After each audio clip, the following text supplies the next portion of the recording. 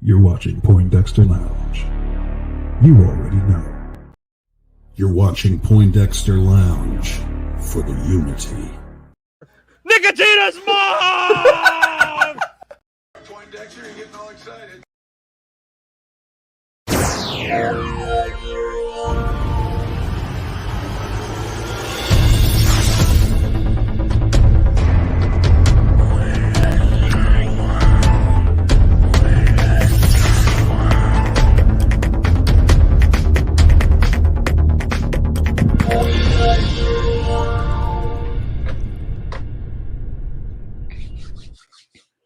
What's up, nerd family? Welcome once again to the Poindexter Lounge. My name is Enosh, aka Enosh Fett, and it is good to have you with me in the lounge today. It is good just to be in the lounge right now.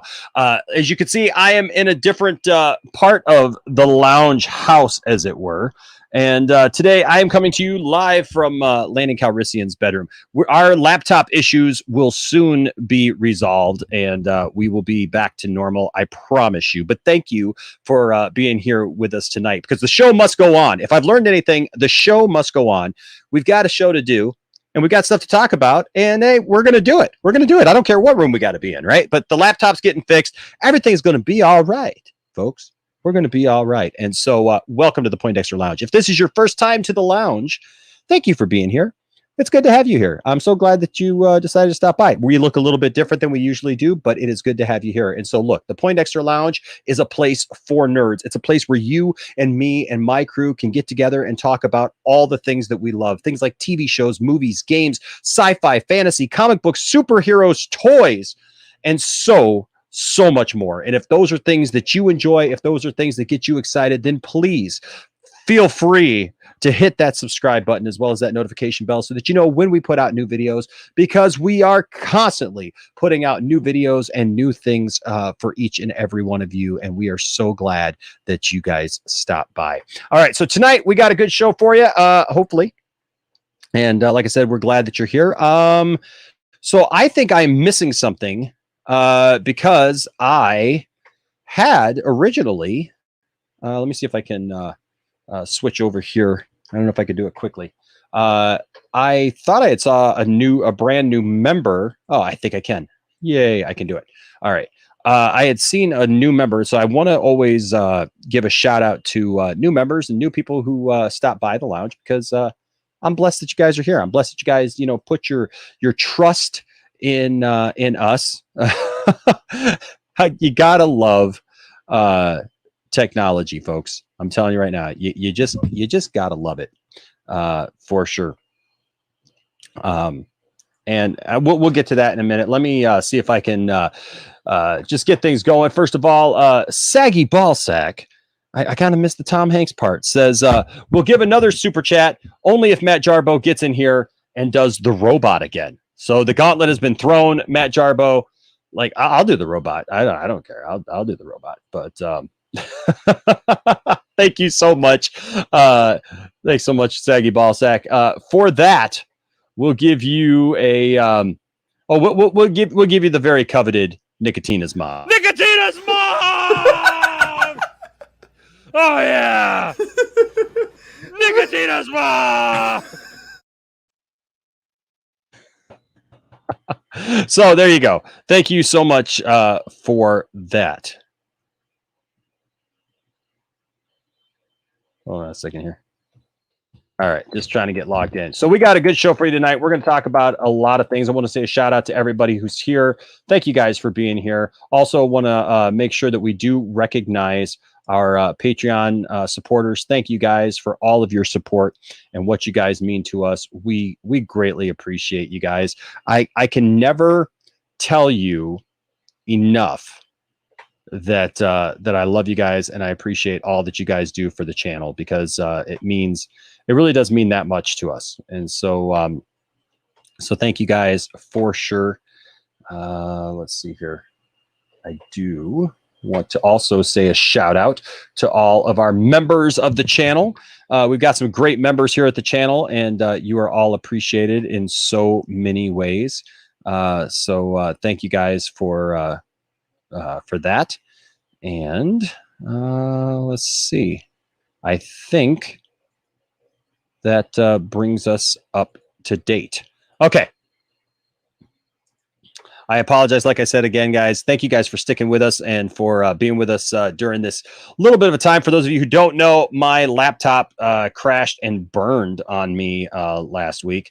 And so we've been running kind of a skeleton crew. But tonight we got a great show. We got a lot of great people here for you. And so we're just going to go ahead and get to that right now. Ladies and gentlemen, the lady in the stream, not the lady in the lake, the lady in the stream. Ladies and gentlemen, welcome to the show, Saggy Melons. What's up, Saggy? What's up, everybody? Good to have you here. How are you doing today?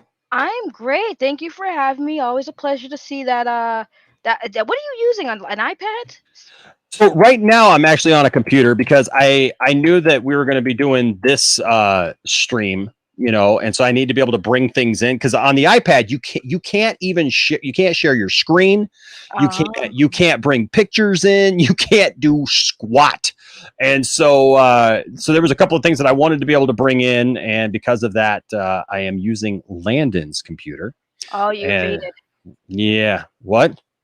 The invasion of Landon's room. Yes, I invaded Landon's room, and so that's why I'm here. But I brought Boba Fett with me. But I told Kermit he could stay. He's had a little bit too much to drink. I love that thing. I was sitting there looking at it. I even said in the chat, I was like, Landon, that Kermit thing is so cool. I want it. But we got some more great people in, so let's bring some more people in. Ladies and gentlemen, you love him. He's the crazy Canadian. He's like sick and tired of hearing me talking because he wants to jump in here. Ladies and gentlemen, Tony, aka Ray the Drunk Canadian. How you doing? How you doing, sir? Good. How you doing? I'm doing good, man. The show must go on, bro. That's like that's the theme of the night, man. The show must go on. Tony's looking kind of fresh today. What is going on? What did you do today, Tony? I did inventory today at work, and now I'm just watching the Leaf game. That's about it. Yo, Stayed home. Looking kind of fresh though. Today, no shots, so I'm pretty good. Yeah, no, you're looking fresh. I like the gear, and you're rocking it. I love it. Well, there you go. There you go. Tony looking good. All right. Next, ladies and gentlemen, into the lounge. Somebody brand new to the Point Extra Lounge. I think he may have been here one other time, but we shall see. Ladies and gentlemen, welcome Firewater. What's up, Firewater? Good evening, everyone. How's everyone doing? We're doing good, man. We're up and running. We're up and running, and that's always good. Absolutely. I'm sorry to hear about that laptop, man. Definitely a bummer. I'm glad you were able to come up with a temporary solution until you get that fixed. Heck yeah, man. Heck yeah. Thank you for having me. Yeah, man. We're so glad to have you here tonight. And then, of course, ladies and gentlemen, he's a favorite. You all love him. He's nerdy in many ways. He's going to be my partner in crime this week. We'll tell you a little bit about that in a second. But ladies and gentlemen, all the way from I don't know, what would you call it? Like parts unknown, his little place there. His corner of nerddom. Ladies and gentlemen, Mr. Dawson, nerdy in many. I'm going to keep saying it until I pull up the clip. Dawson! Dawson! It's Dawson! What's up, Dawson? Doing well, man. How you guys doing? Doing good, man. Doing good. And I got to say, Tony, I'm not much into hockey, but my older brother's a Capitals fan, so I don't know if that makes us enemies or not. So... Finish him. Oh, you're one of those people. And Firewater, I think I've streamed with you before. I'm trying to remember where though. Possibly. It was either Max or Saggy Melons. It was probably Max. Or Max, probably. Yeah, it was probably Max. Okay, it might have been a while back though, but if I have streamed with you before, then it's good to see you again. Absolutely. Yes. It's great to see you again. Forgive me if I don't remember either. Firewater is absolutely amazing, and he is a great addition to any stream you're on. Absolutely. Oh, nice. Man. Well, that just puts an ungodly amount of pressure on me now. You can't see it, but he's blushing. Yeah, that's actually correct. You can see me through my monitor. Well, hey, guys, I do want to say a shout out because I did find it. Like I said, guys, StreamYard is a little weird. So, like, I know that I just happened to see earlier that he popped in and did this and became a member. And so I'm glad that I did because StreamYard's weird sometimes, guys, where you can't see so far up on the comments list. So if you happen to leave a super chat or something and you see that I didn't see it or whatever, please just make a comment or something so that I can know. But I do want to say a special shout out to our newest member, tonight, RJ Resident Justice. What's up, RJ Resident Justice? Woot, woot. Heck yeah! So glad to have you as our newest member. And Enosh, real quick, your mic is a little bit hot. You might want to put it a little bit further away from your mouth. All right, let me let's see. I'll bring the volume level down. Let me just. No one likes a hot mic in their mouth. Yeah, I know that, man. You should know that from the last couple of weeks, huh? My mic was having so much trouble, but now I've got it figured out. So a different computer, different settings. So let me know when it's when you think we're there. Is that good? Yeah, that's better. Yeah, there you go. Is that better? Okay, good. So, anyways, for RJ, we're gonna give you. Let's see. We're gonna give you one. We're gonna give you the. Yes, we're gonna give you the Anchorman. Welcome. Scotch. There it goes down. Down into my belly.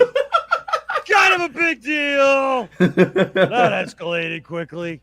Do you really love the lamp? You really love the lamp, RJ. Oh boy. I love how my laugh's still in there. Oh yeah, well of course. We weren't gonna get rid of your laugh there, buddy. For sure not. But anyways, good to see everybody in the chat. We're just gonna jump right into it. So guys, first of all, today is Zack Snyder's birthday. Yes. Right. Yeah. Happy birthday, Zack Snyder. Happy birthday. Happy birthday, Zach. Happy birthday to Zach. It's a cool day. Today's a great day in the fact that it's Zach's birthday, but then also, tomorrow night, the lovely Tiff-tastic, my better half, as seen here in one of our emoticons that you can get when you're a member. Nice. Nice graphic there by Dawson. Yeah, heck yeah. So tomorrow night, she is actually interviewing Deborah Snyder. Wow. Oh, wow. Yeah, she is on League of Mayhem. So y'all will have to check that out tomorrow night at 8 p.m. Eastern Standard Time. She will be part of a group interviewing her. So Tiffany is really excited about that. And Get so, it, Impressive. Tiff. Get it, Tiff. You go, girl. heck yeah. Oh It's yeah. Saggy Melon's ordered mom. Yeah, I There you did. go. I ordered her. She's my mommy now. So I'm so proud of her. I am so proud of her for doing that, and I couldn't be happier. Tiff, you know what this means now. Tiff got to meet Zack Snyder before I did, and I have followed Deborah Snyder in an interview on Lightcast. I was when we did the big Deck the Halls day. I was a guest on Lightcast right after Deborah Snyder, but I did not get brought in to talk to Deborah Snyder and say hello to Deborah Snyder. But there is that. So we're very excited about that. I love how that you and your wife do this stuff together, and you guys get to meet amazing people. And it's just, I didn't mean to cut across you, but it makes me smile to hear that, you do your thing, Tiff does her thing, but you're both collectively doing awesome things. So sorry, I just had to say that. My bad. I just want to say it. No, hey, you know what? That's great. And Tiffany is Tiffany's just awesome. I can't dote about my wife, enough, to be quite honest with you, because she's just, she's great. She's Tiff-tastic. She really is Tiff-tastic. And so yeah. So also something that's happening real quick is I alluded to this a little bit. So a lot of you guys know that a couple of months ago, I started this campaign right here. And that was to lay a brick for I was gonna say, if you weren't gonna say it first. Yeah. A brick. Yeah, we laid a brick for Zack Snyder. And the entire idea of this, folks, was that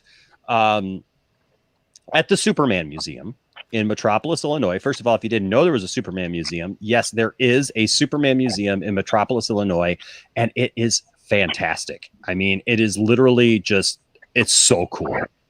They've literally got everything from the beginning of Superman up until now and everything in between. And yeah, if you ever get a chance, go there, check it out, and you won't be disappointed. But what they have there is they have this walkway where they don't get any money from any other sources. They're not affiliated with with DC Comics at all. And so they try to keep the whole place open by donations and various things like that. And so one of the things they do is they sell these bricks. And what you can do is you can put names on them. People dedicate them to different people and whatnot. And so it's pretty cool. It's a pretty cool thing. And when me and my family were there, I said, you know what? I think it would be really cool to get one of these bricks and to trying to open it here and to dedicate one to Zack Snyder.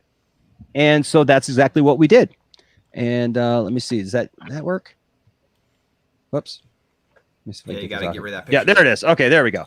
So so what we did was we did this, and we made up this brick, and this is exactly what it looks like. And it says, if you seek his monument, look around you. So that's the saying from BVS.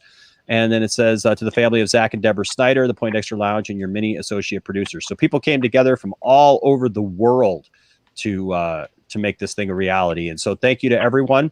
And so I've been saying, you know, I want to get down to the Superman Museum and get this thing installed. So guess what? We're going to do just that. Mhm. And so so later this week, Mr. Dawson here, this guy right here, Yay. is going to be flying up to Michigan. Yes. And for an event that we're doing. leaving on a jet plane. Tony, why are you shaking your head? You people fly places. There's COVID. What's wrong with you people? Hey, I got my full vaccination. I got my second dose Saturday. I'm ready to rock and roll. I got my first dose. There's also I got masks. Yep, there's masks. So I flew this summer. So so we are going, yes, as Tifftastic said here, on a dude road trip, because Saturday it's going to be a full on like nerd weekend, because Straight Saturday we're coming back to Michigan. They're showing BVS, the Ultimate Edition, for this event called BVS Comes Home, where it's a cool event that Zack Snyder is going to have a special little presentation for before it starts. All the proceeds that were raised go to the AFSP. And so there's going to be a lot of great people there. Anthony is flying back to Michigan. He was here, just this last week. He's flying back. And then there's going to be a lot of people that you guys watch and stream with that are going to be at this event. It's going to be fantastic. So we got to be back Saturday for that. But we're leaving. Enosh, guess what? What? Someone just tweeted out a map of filming locations for BVS that fans can go and check out. So yes, because got they that filmed too. all over Detroit. All over Detroit, we filmed. Detroit, Michigan. And so what we're going to do is we're going to head down to the museum, and we're going to drive down there. We're going to get up early on Friday. We're going to go down. We're going to get this thing installed. We're going to videotape the whole thing. Dawson and I are going to chronicle the whole thing. A couple of nerdy guys just going cross country. And then we're going to get this thing installed. I'm going to show Dawson the Superman Museum. And then we're going to hightail our butts back to Michigan in time for BVS Comes Home the next day. Are you excited, Dawson? Oh my gosh, I'm so excited. And a friend of mine's lending me a GoPro to document the event. Oh, sweet. And I was like, dude, yes, let's freaking go. Freaking excited. By the way, Brother Fulton, David Fulton, if you're watching, thank you. So oh, that's awesome. Yeah. That is so awesome, man. So yeah, so we're gonna have a good time. We're gonna do this thing, and so look forward to some cool stuff here coming up. All right. That being said, I wanted to talk today because look, with it being Zack's birthday, Zack Snyder has worked so hard to get just this film even noticed. You know what I mean? He worked so hard on Justice League, and then literally the studio just undermined him.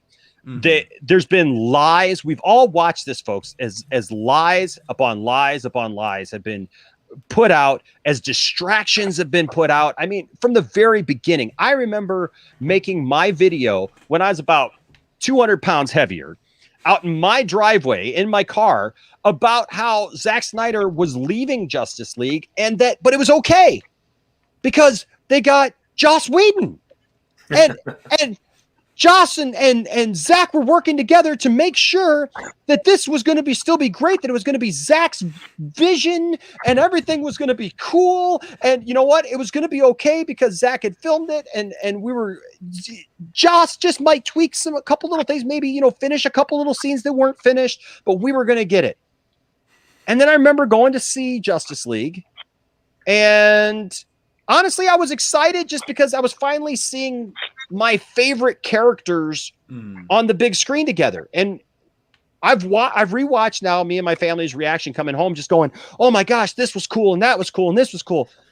And then over time, reality started to settle. You started hearing these rumblings and these, you know, these people talking about how, wait a second, that might not have been the case.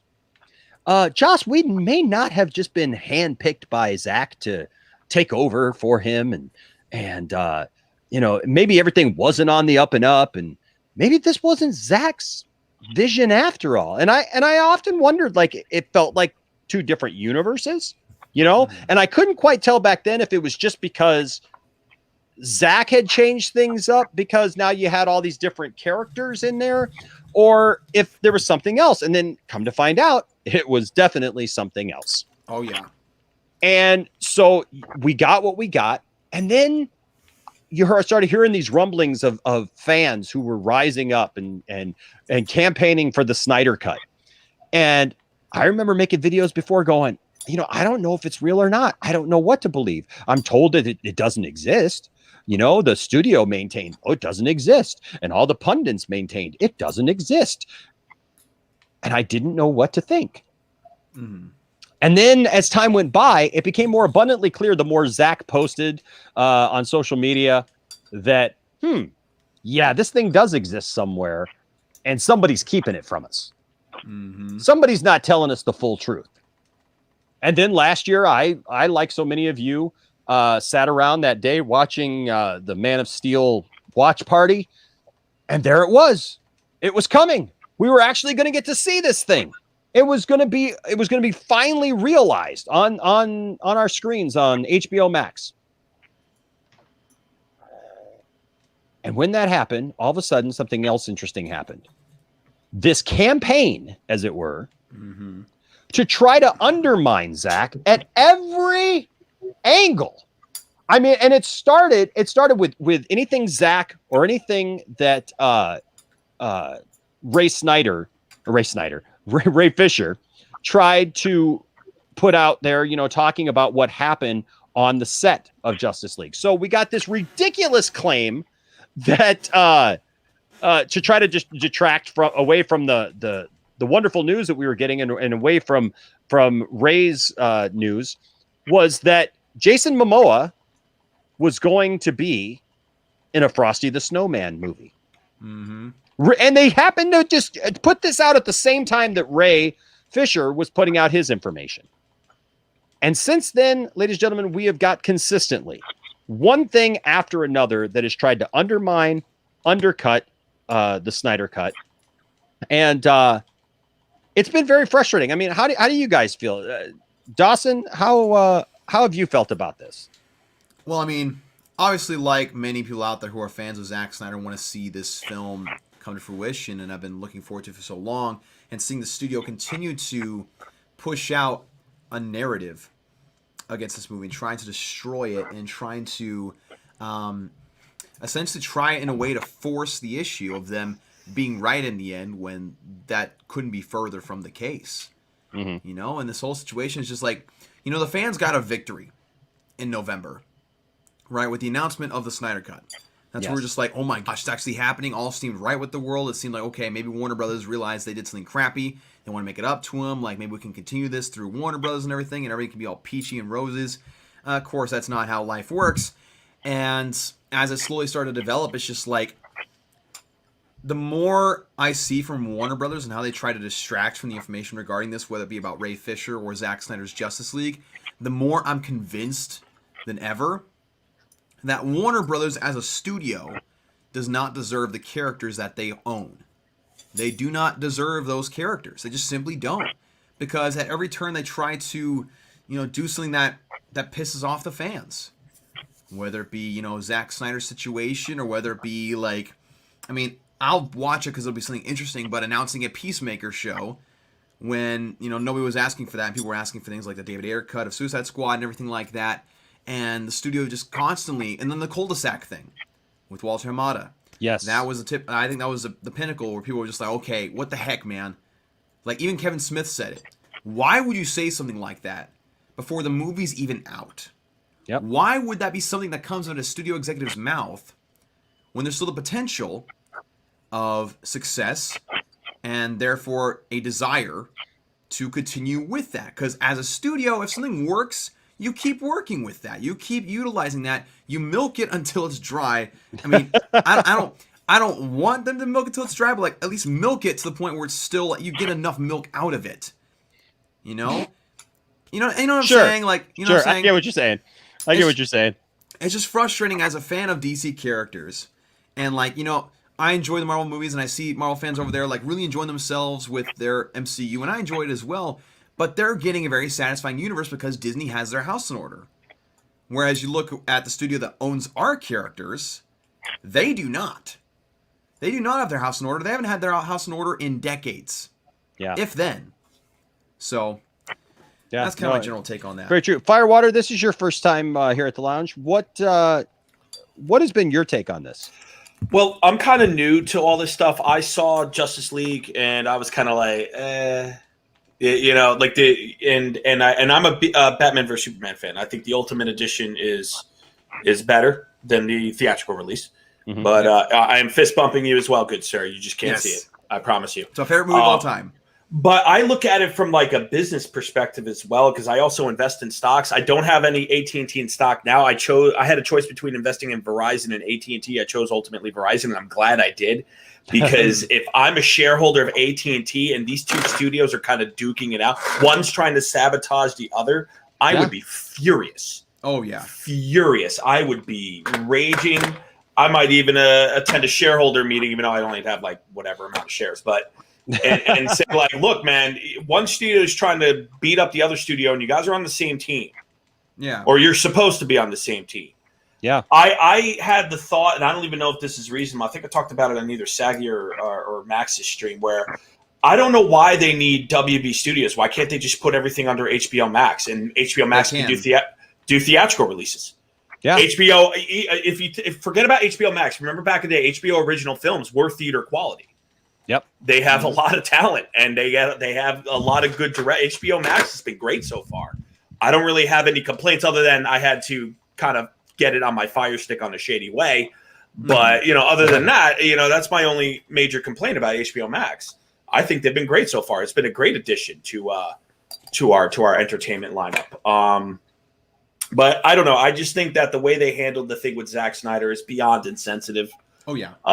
Beyond insensitive. It kind of reminds me of like football franchises. I'm a big Giants fan, right? And the Giants will, as long as you handle your business the right way with the organization, you will, they'll take care of you. A lot of wrong Giants there, Tony. Yeah. Oh, okay. Damn. No, they'll take care of you. If you take a look at like Michael Strahan's on Good Morning America, Steve Tisha owns the part owner of the Giants, is also a Hollywood producer. Yeah. Mm-hmm. So he can get people in on jobs. Victor Cruz is now doing red carpets. He was a great Giants receiver. He does a lot of promotion for the Giants. Great guy. Great. But the point is that then you take the Washington football's team. One of their guys got cancer and couldn't wear a helmet because it was skin cancer affecting his head. So they cut him. Yeah. And they didn't even pay him out. Hmm. So that's the best way I can describe it. It's like, look, I heard that even Henry Cavill and The Rock were looking to move along from DC. I heard Henry Cavill is calling Kevin Feige and be like, look, give me a role, man. I'll do whatever. What do you want me to do?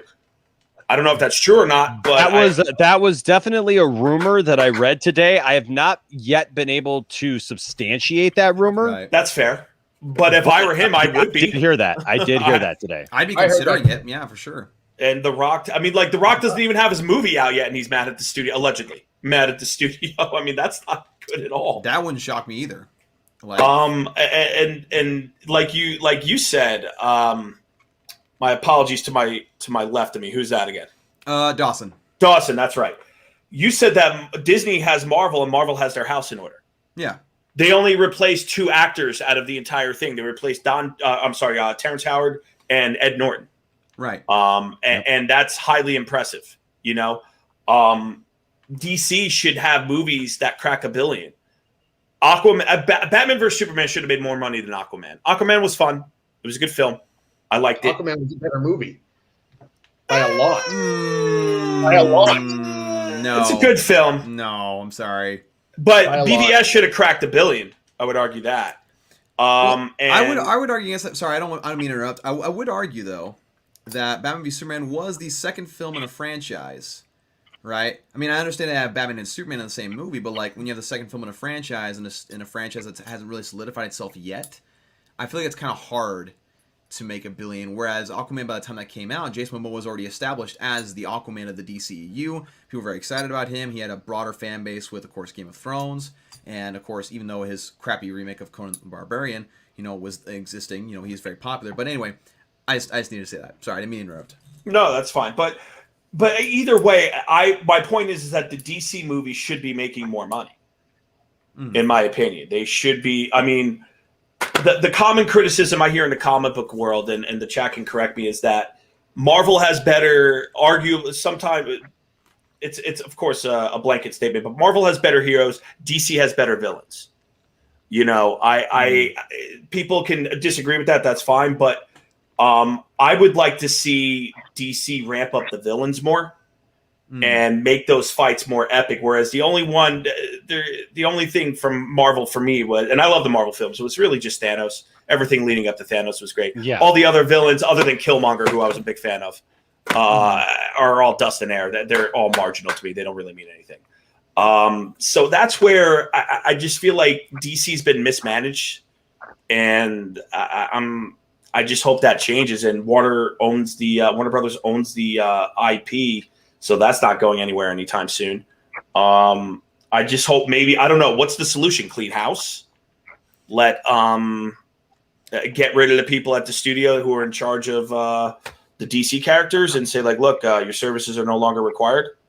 Well, the solution, I think, is, and I've heard this from people who, have inside information, been talking to people, is that they do want, pending the success of Zack Snyder's Justice League, because it all hinges on that, right? It all hinges on the success. I was going to say, it all comes down to this movie. It all comes down to that. But essentially, if that's a success, there is a way for that to continue on HBO Max and let Warner Brothers do their own thing. Because again, they're embracing the whole multiverse concept, where you could have different versions of the characters and kind of let directors do what they want with each film. I mean, people can like it or love it, whatever, or love it or hate it, whatever the case may be.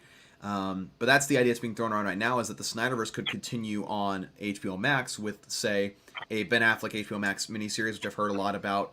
Then you can have a Henry Cavill solo project with Superman, continue on with Justice League 2 and 3, and film those back to back, kind of like they did with the Lord of the Rings, and just continue those things on that side of the fence. Because like At&t is the big daddy of all of it, and so they can come down and say, look, Warner Brothers, you do your own thing with those versions. We're going to put these other versions with HBO Max and let them continue that way, because there's obviously a demand for those. Hence, the release of the Snyder Cut and the campaign that's been had.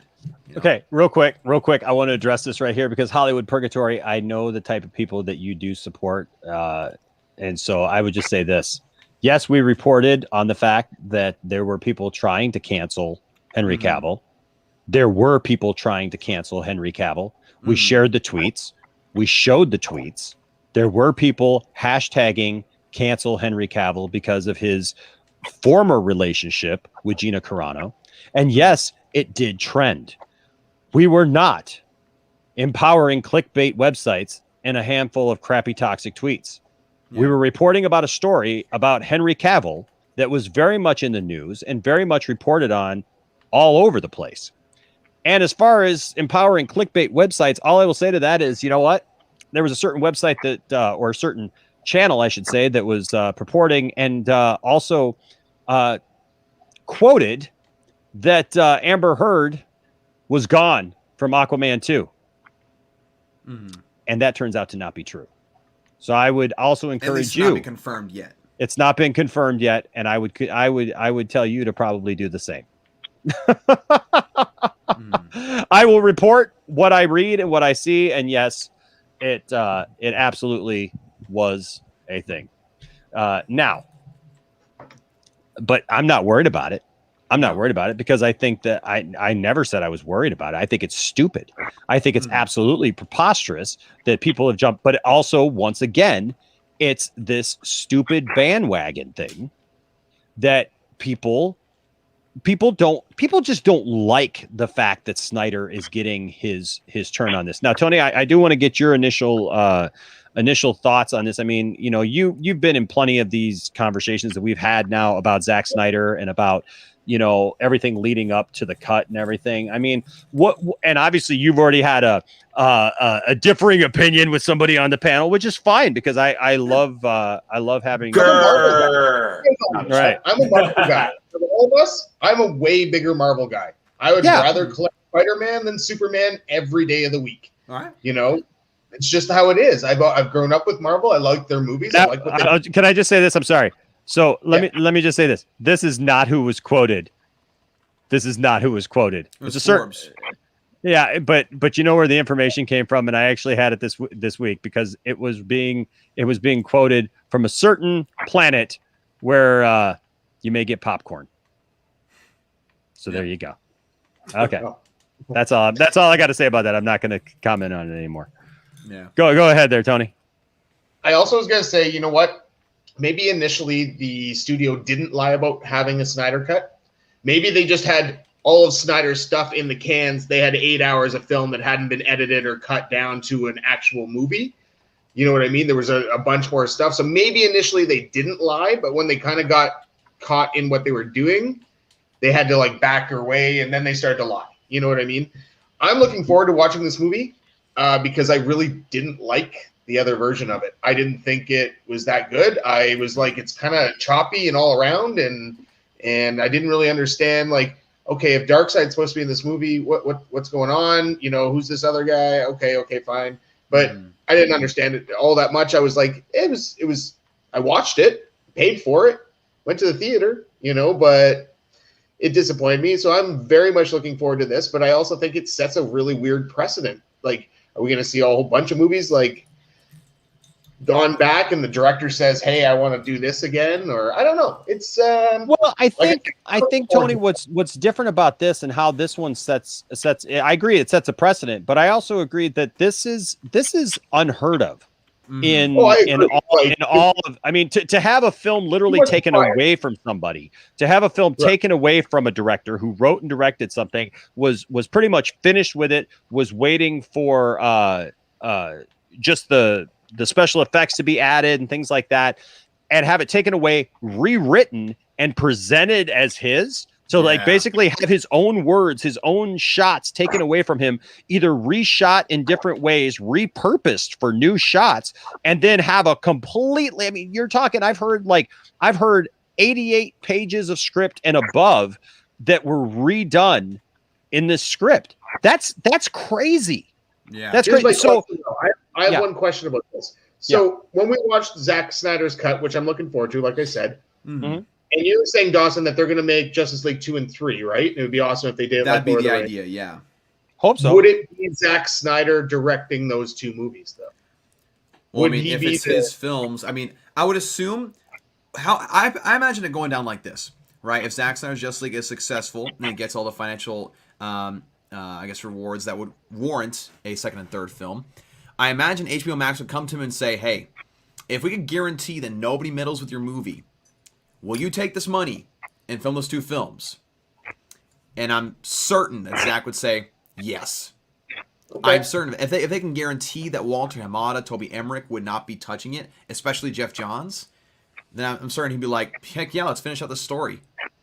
You know, but I mean, of course, it would take some time because, again, Zack has a busy schedule with the Army of the Dead stuff and everything, and another film he wants to develop and everything like that, so they'd have to fit it in, hence the back-to-back filming, which you could get it done faster. But you know, Zack said just this week when he was asked on Saturday, I think was it Saturday at the IGN. Yeah, was it the IGN thing? It was an IGN interview. They were taking fan questions. They specifically asked him if he would do Justice League 2 and 3, and he said it's not up to me. Right.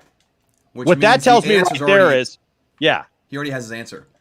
Yeah, there's your answer right there. He said it's not up to him, it's up to the studio. Now, I agree with Firewater absolutely that what needs to happen at this point is, and I'm not even against this. Like, look, if Warner Brothers is going to sit on this, and we're going to talk about this in a minute, I got something I want to show here.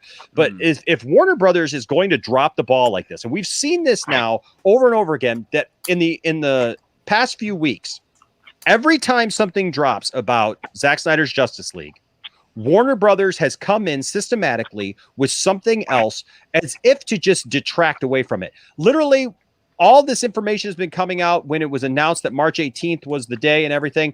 All these websites and different places started coming out in support of Zack Snyder's Justice League. So you had At&t tweeting about it. You had Jason Keelar at At&t like tweet about this, at HBO Max tweet about this, right? You had HBO Max tweeting about this, like, congratulations, Zach, you're getting your movie. You had Subway restaurants have supported Zach, right? And the Snyder Cut, for God's sake, right? Silence from Warner Brothers Pictures. Yeah. Well, they retweeted something, but like they didn't quote retweet or anything. That's all their contribution was. Yeah. Silence from Warner Brothers Pictures. And all we've got, what we have gotten is the cul-de-sac statement, which, look, I think that statement is the most redundant, the most ridiculous, and just plain flat out stupid statement that a studio could make. It's also the most revealing, would you say? Yeah. Oh, yeah. Yes, because they tipped their hand. Yes, to say what he said, that the Snyder Cut is a cul-de-sac that goes nowhere, to even put that out there. Look, Kevin Feige at Marvel, I've said this, would never have said something like that. No. They have coming out on Disney Plus a series called What If, which is going to be these animated shorts that are actually voiced by the people who played the characters in the movies, right? So Chris Evans, when they do one about Captain America, it's going to have Chris Evans as Captain America. Now, those don't go anywhere. Those are true dead ends, because they're just what if stories, right? Like, what if Captain America did this? And they're just making a what if thing. Kevin Feige would never come out and say, hey guys, yep, we're focusing on this show and doing this thing and this thing, but don't worry about what if. Don't watch What If. That's not really going nowhere. We don't want to talk about What If. We just put millions of dollars and all this time and effort and had people working on this thing, but you don't want to actually be distracted by that, because look, we're doing the multiverse of madness later on. Right. Every project is valuable to them. Exactly. For them to come out and just be like, well, yeah, no, this is a cul-de-sac. It's not going anywhere. Like you said, Firewater, it tips their hand completely and shows where they're at with this whole thing. But then you have things just like in the last couple of weeks, where on the 14th, everybody knew that the Snyder Cut trailer was coming. We all knew that. Everybody was looking forward to it. Throughout the week leading up to it, we saw these little clips here and there, and we were all reporting about it. Everybody was stoked. Everybody was excited. And then what happened? On the 14th, we get the trailer. Everybody's talking about it. Warner Brothers Pictures doesn't say anything about it. The biggest thing that's coming to HBO Max doesn't say anything about it, but puts out a little trailer for Godzilla vs. Kong. Are you kidding me? Then a couple of days later, something that all of you international fans have been hoping for, praying for, like a lot of you guys have messaged me about this in the last month, wondering and hoping and praying that we would all get to see Zack Snyder's Justice League at the same time, because the international fans have fought just as hard for this as anybody else, and they deserve it just as much. Okay. And Tony, you're an international fan. Yep. You're in Canada. It's because it's on Crave TV here. Yeah, but you knew that. Like, a lot of people didn't know if they were going to get to watch it or not. And so leading up to that, so Tuesday, Zack Snyder does an interview and is almost in tears because he's so overwhelmed and emotional about the fact that his fans are going to get to see this all on the same day. There's a couple little territories that got to be worked out still or whatever. But even then, he talked about how he had to fight. That he had to fight basically the studio because they didn't want to pull all the loopholes and do all the things because look, I'll be honest and I'll be fair here. It's not so easy to just pull off international distribution of something like this in that amount of time. But he said that he had to fight for it, and he was overwhelmed with emotion that they were getting it. That was a Tuesday. You know what else came out that Tuesday? News of the Supergirl casting for Warner Brothers' new Flash movie. Interesting, isn't it? Weird. Yeah. Yeah, very weird. And then there's just been several things like that that have come up. I do want to address Mechantech. What is that? Mechanicatone. So we're getting the full 4-hour Justice League cut. I mean, we're getting 2 hours more than even the movie was to begin with. So and even with that, like the movie that came out in 2017, only about 10% of it was actually Zack's. That's confirmed by Fabian Wagner, the director of photography. Yes. So essentially, it's like 3.5 hours of unseen footage. Yeah, and so we've seen more and more of this. Just continue, and I think this. We're angry because the studios continue to F with the fans and the director by constantly working against us and making this release muted on purpose to ignore the people like this and who want more. And that's the thing.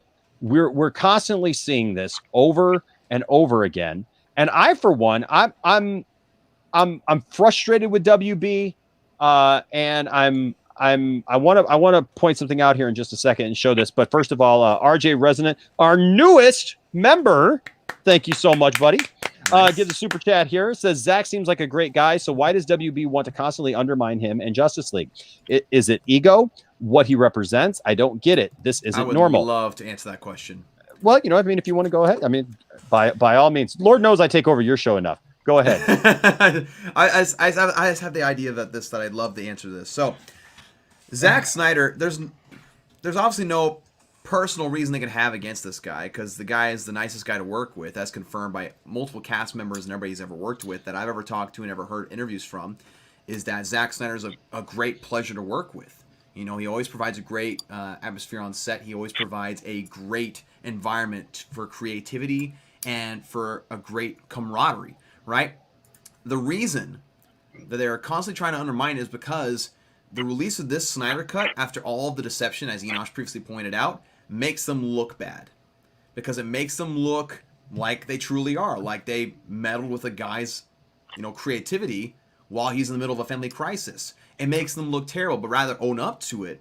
They'd rather try to undermine the film and make sure that it wasn't successful than admit to their own wrongdoing. In fact, Zack even pointed this out in the Vanity Fair article where he was interviewed and talked about the whole process, where when Warner Brothers first contacted him, they're like, hey, let's just release what you got. Let's release the unfinished, like non-CGI work that you have, and let's release your rough cut. And he's like, no way. And they're like, why not? He says, one of 3 reasons, or it's, I guess, 3 main reasons. First off, the only reason that you want to do this is to get the people on the internet off your back. That's the main reason. The second reason is you want to look good to the people and just say like, hey, look, we see we gave you the cut. Love us and give us your money again. And the third reason, right, is because they can point out at the rough cut and say, look, it wasn't even that good to begin with. So this is why we didn't give it to you guys. And Zack knew better. And so they're pissed off that they're being exposed for the liars and the manipulators that they are. Yeah. Yeah. To answer a quick question here. Let's see. I wanted to go back here. A couple of things real quick. So Renee says it's silence because it's not their movie. It's an HBO Max production. What do you want them to do? This is what I want them to do. They're all under the same parent company. Literally every other company in the under that parent company has provided some kind of support. And they're still attached to it. They're still attached to it. They're literally still attached to it. I get it. HBO Max has put up the $70 million to complete the visual effects. But essentially, this is still something that Warner Brothers had a hand in.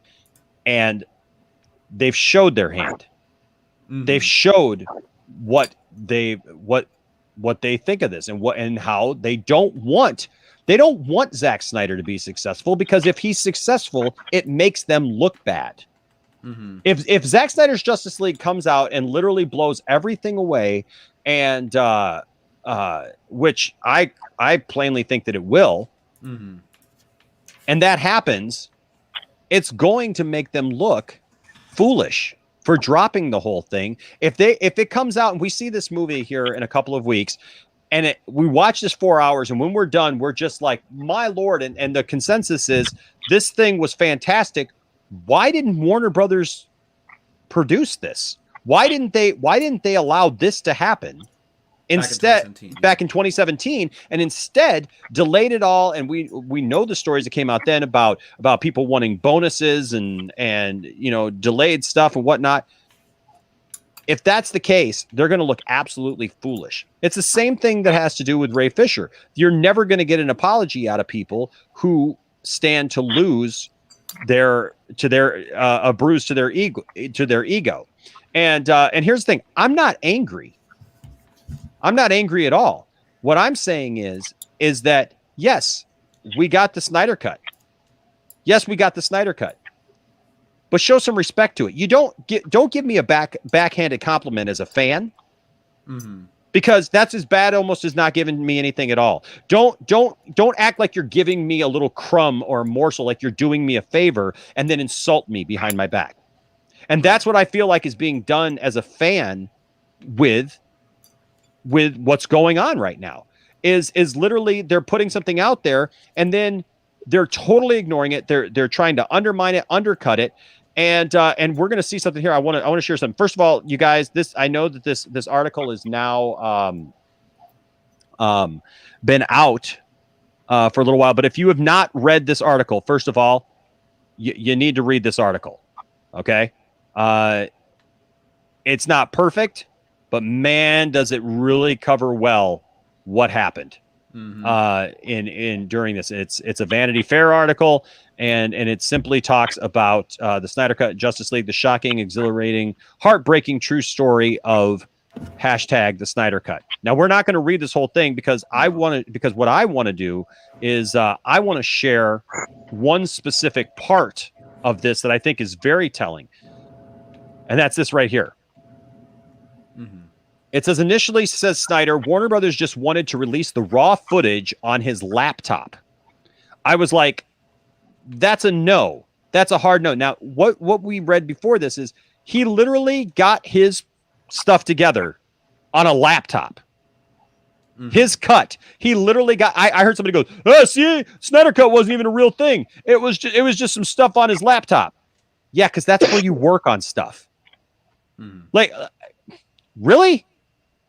Like, what don't you understand about, like, we work on computers? People don't understand that they can store movies and files in their computer. Apparently not. Apparently, Dawson, we can't work on, I don't know, movies and music or whatever on a laptop, but that's where it was. His rough cut was on a laptop. And he says, and I was like, that's a no. That's a hard no. Can you imagine if we were sitting here talking about getting ready to watch a rough draft of the Snyder Cut? I mean, I'd be happier than without it, but at the same time, like, I'd be like, why? Yeah, I wouldn't want that. Either finish it or don't. I agree with Zach here. Like, if it's never going to get done, just say it's never going to. Sorry, guys, I have it. I have the footage. They don't want to work with me. I don't know what to tell you. I failed you. I'm sorry. Or whatever, something like that. I tried. I fought a good fight. It didn't work out. Yeah, Bradley's absolutely right. If you want to see Enosh angry, watch him react to the Razor Crest being blown up. Because I dropped $350 on this thing that's coming in October, and then the week after it got blown up. So yeah, thank you for that, Disney. I mean, I'm still happy because I'm still getting the Razor Crest, but still yet. Geez. Okay. So he said that's a no. That's a hard no. And it's one of the interesting things I think about this conversation that's interesting is, like, this didn't get reported a lot, but I alluded to earlier that I was on Lightcast right before Deborah Snyder, or right after Deborah Snyder, during the day that we had Ray here on the channel during Deck the Hall of Justice back in December. And it's interesting because she talked about this.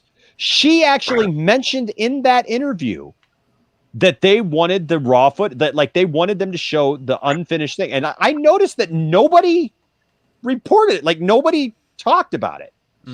But here thus is coming up the reason for why I called this video what I did. This is that's a no. That's a hard no, he says. And they're like, but why? You can just put up the rough cut. Snyder didn't trust their motivations.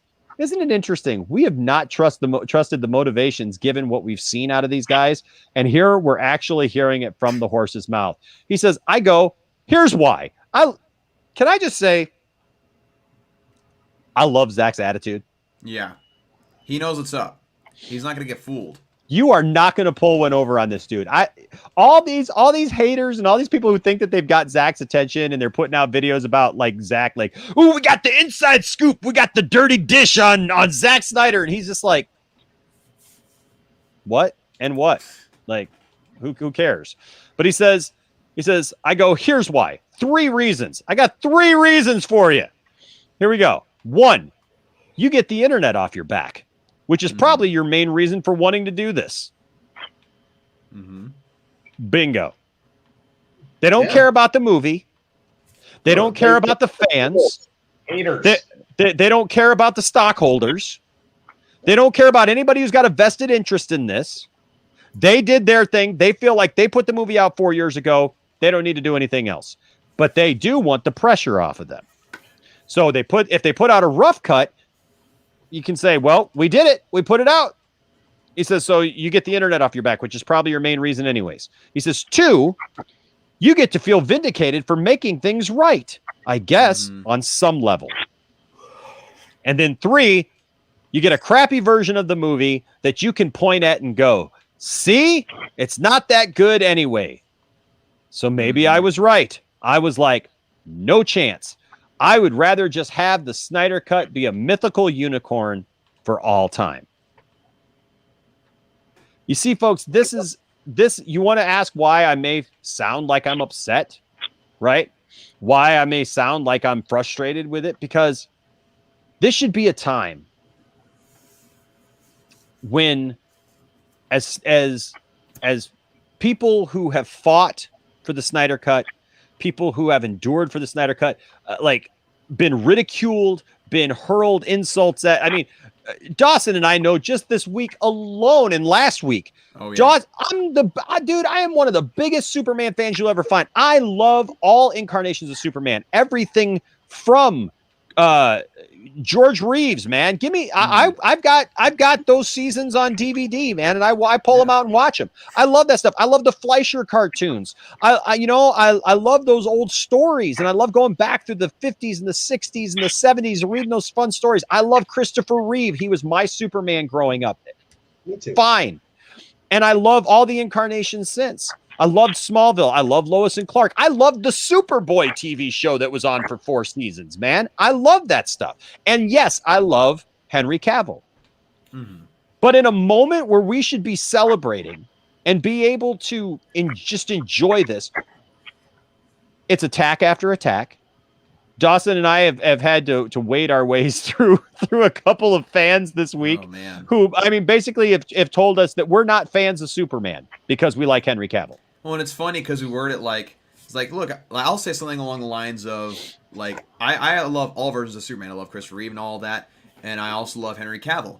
But then people come back and say, like, oh, if you love Henry Cavill, then you hate Superman. I was like, I literally just said I appreciate all the ones that you love as well, including my own. Why can't you do the same courtesy to me? Like, it's just funny. People are funny, for lack of a better term. Yep. Yep, because it's on a computer, that means it was real. Yeah. Yep. I mean, yeah. Yeah, that's where it would be.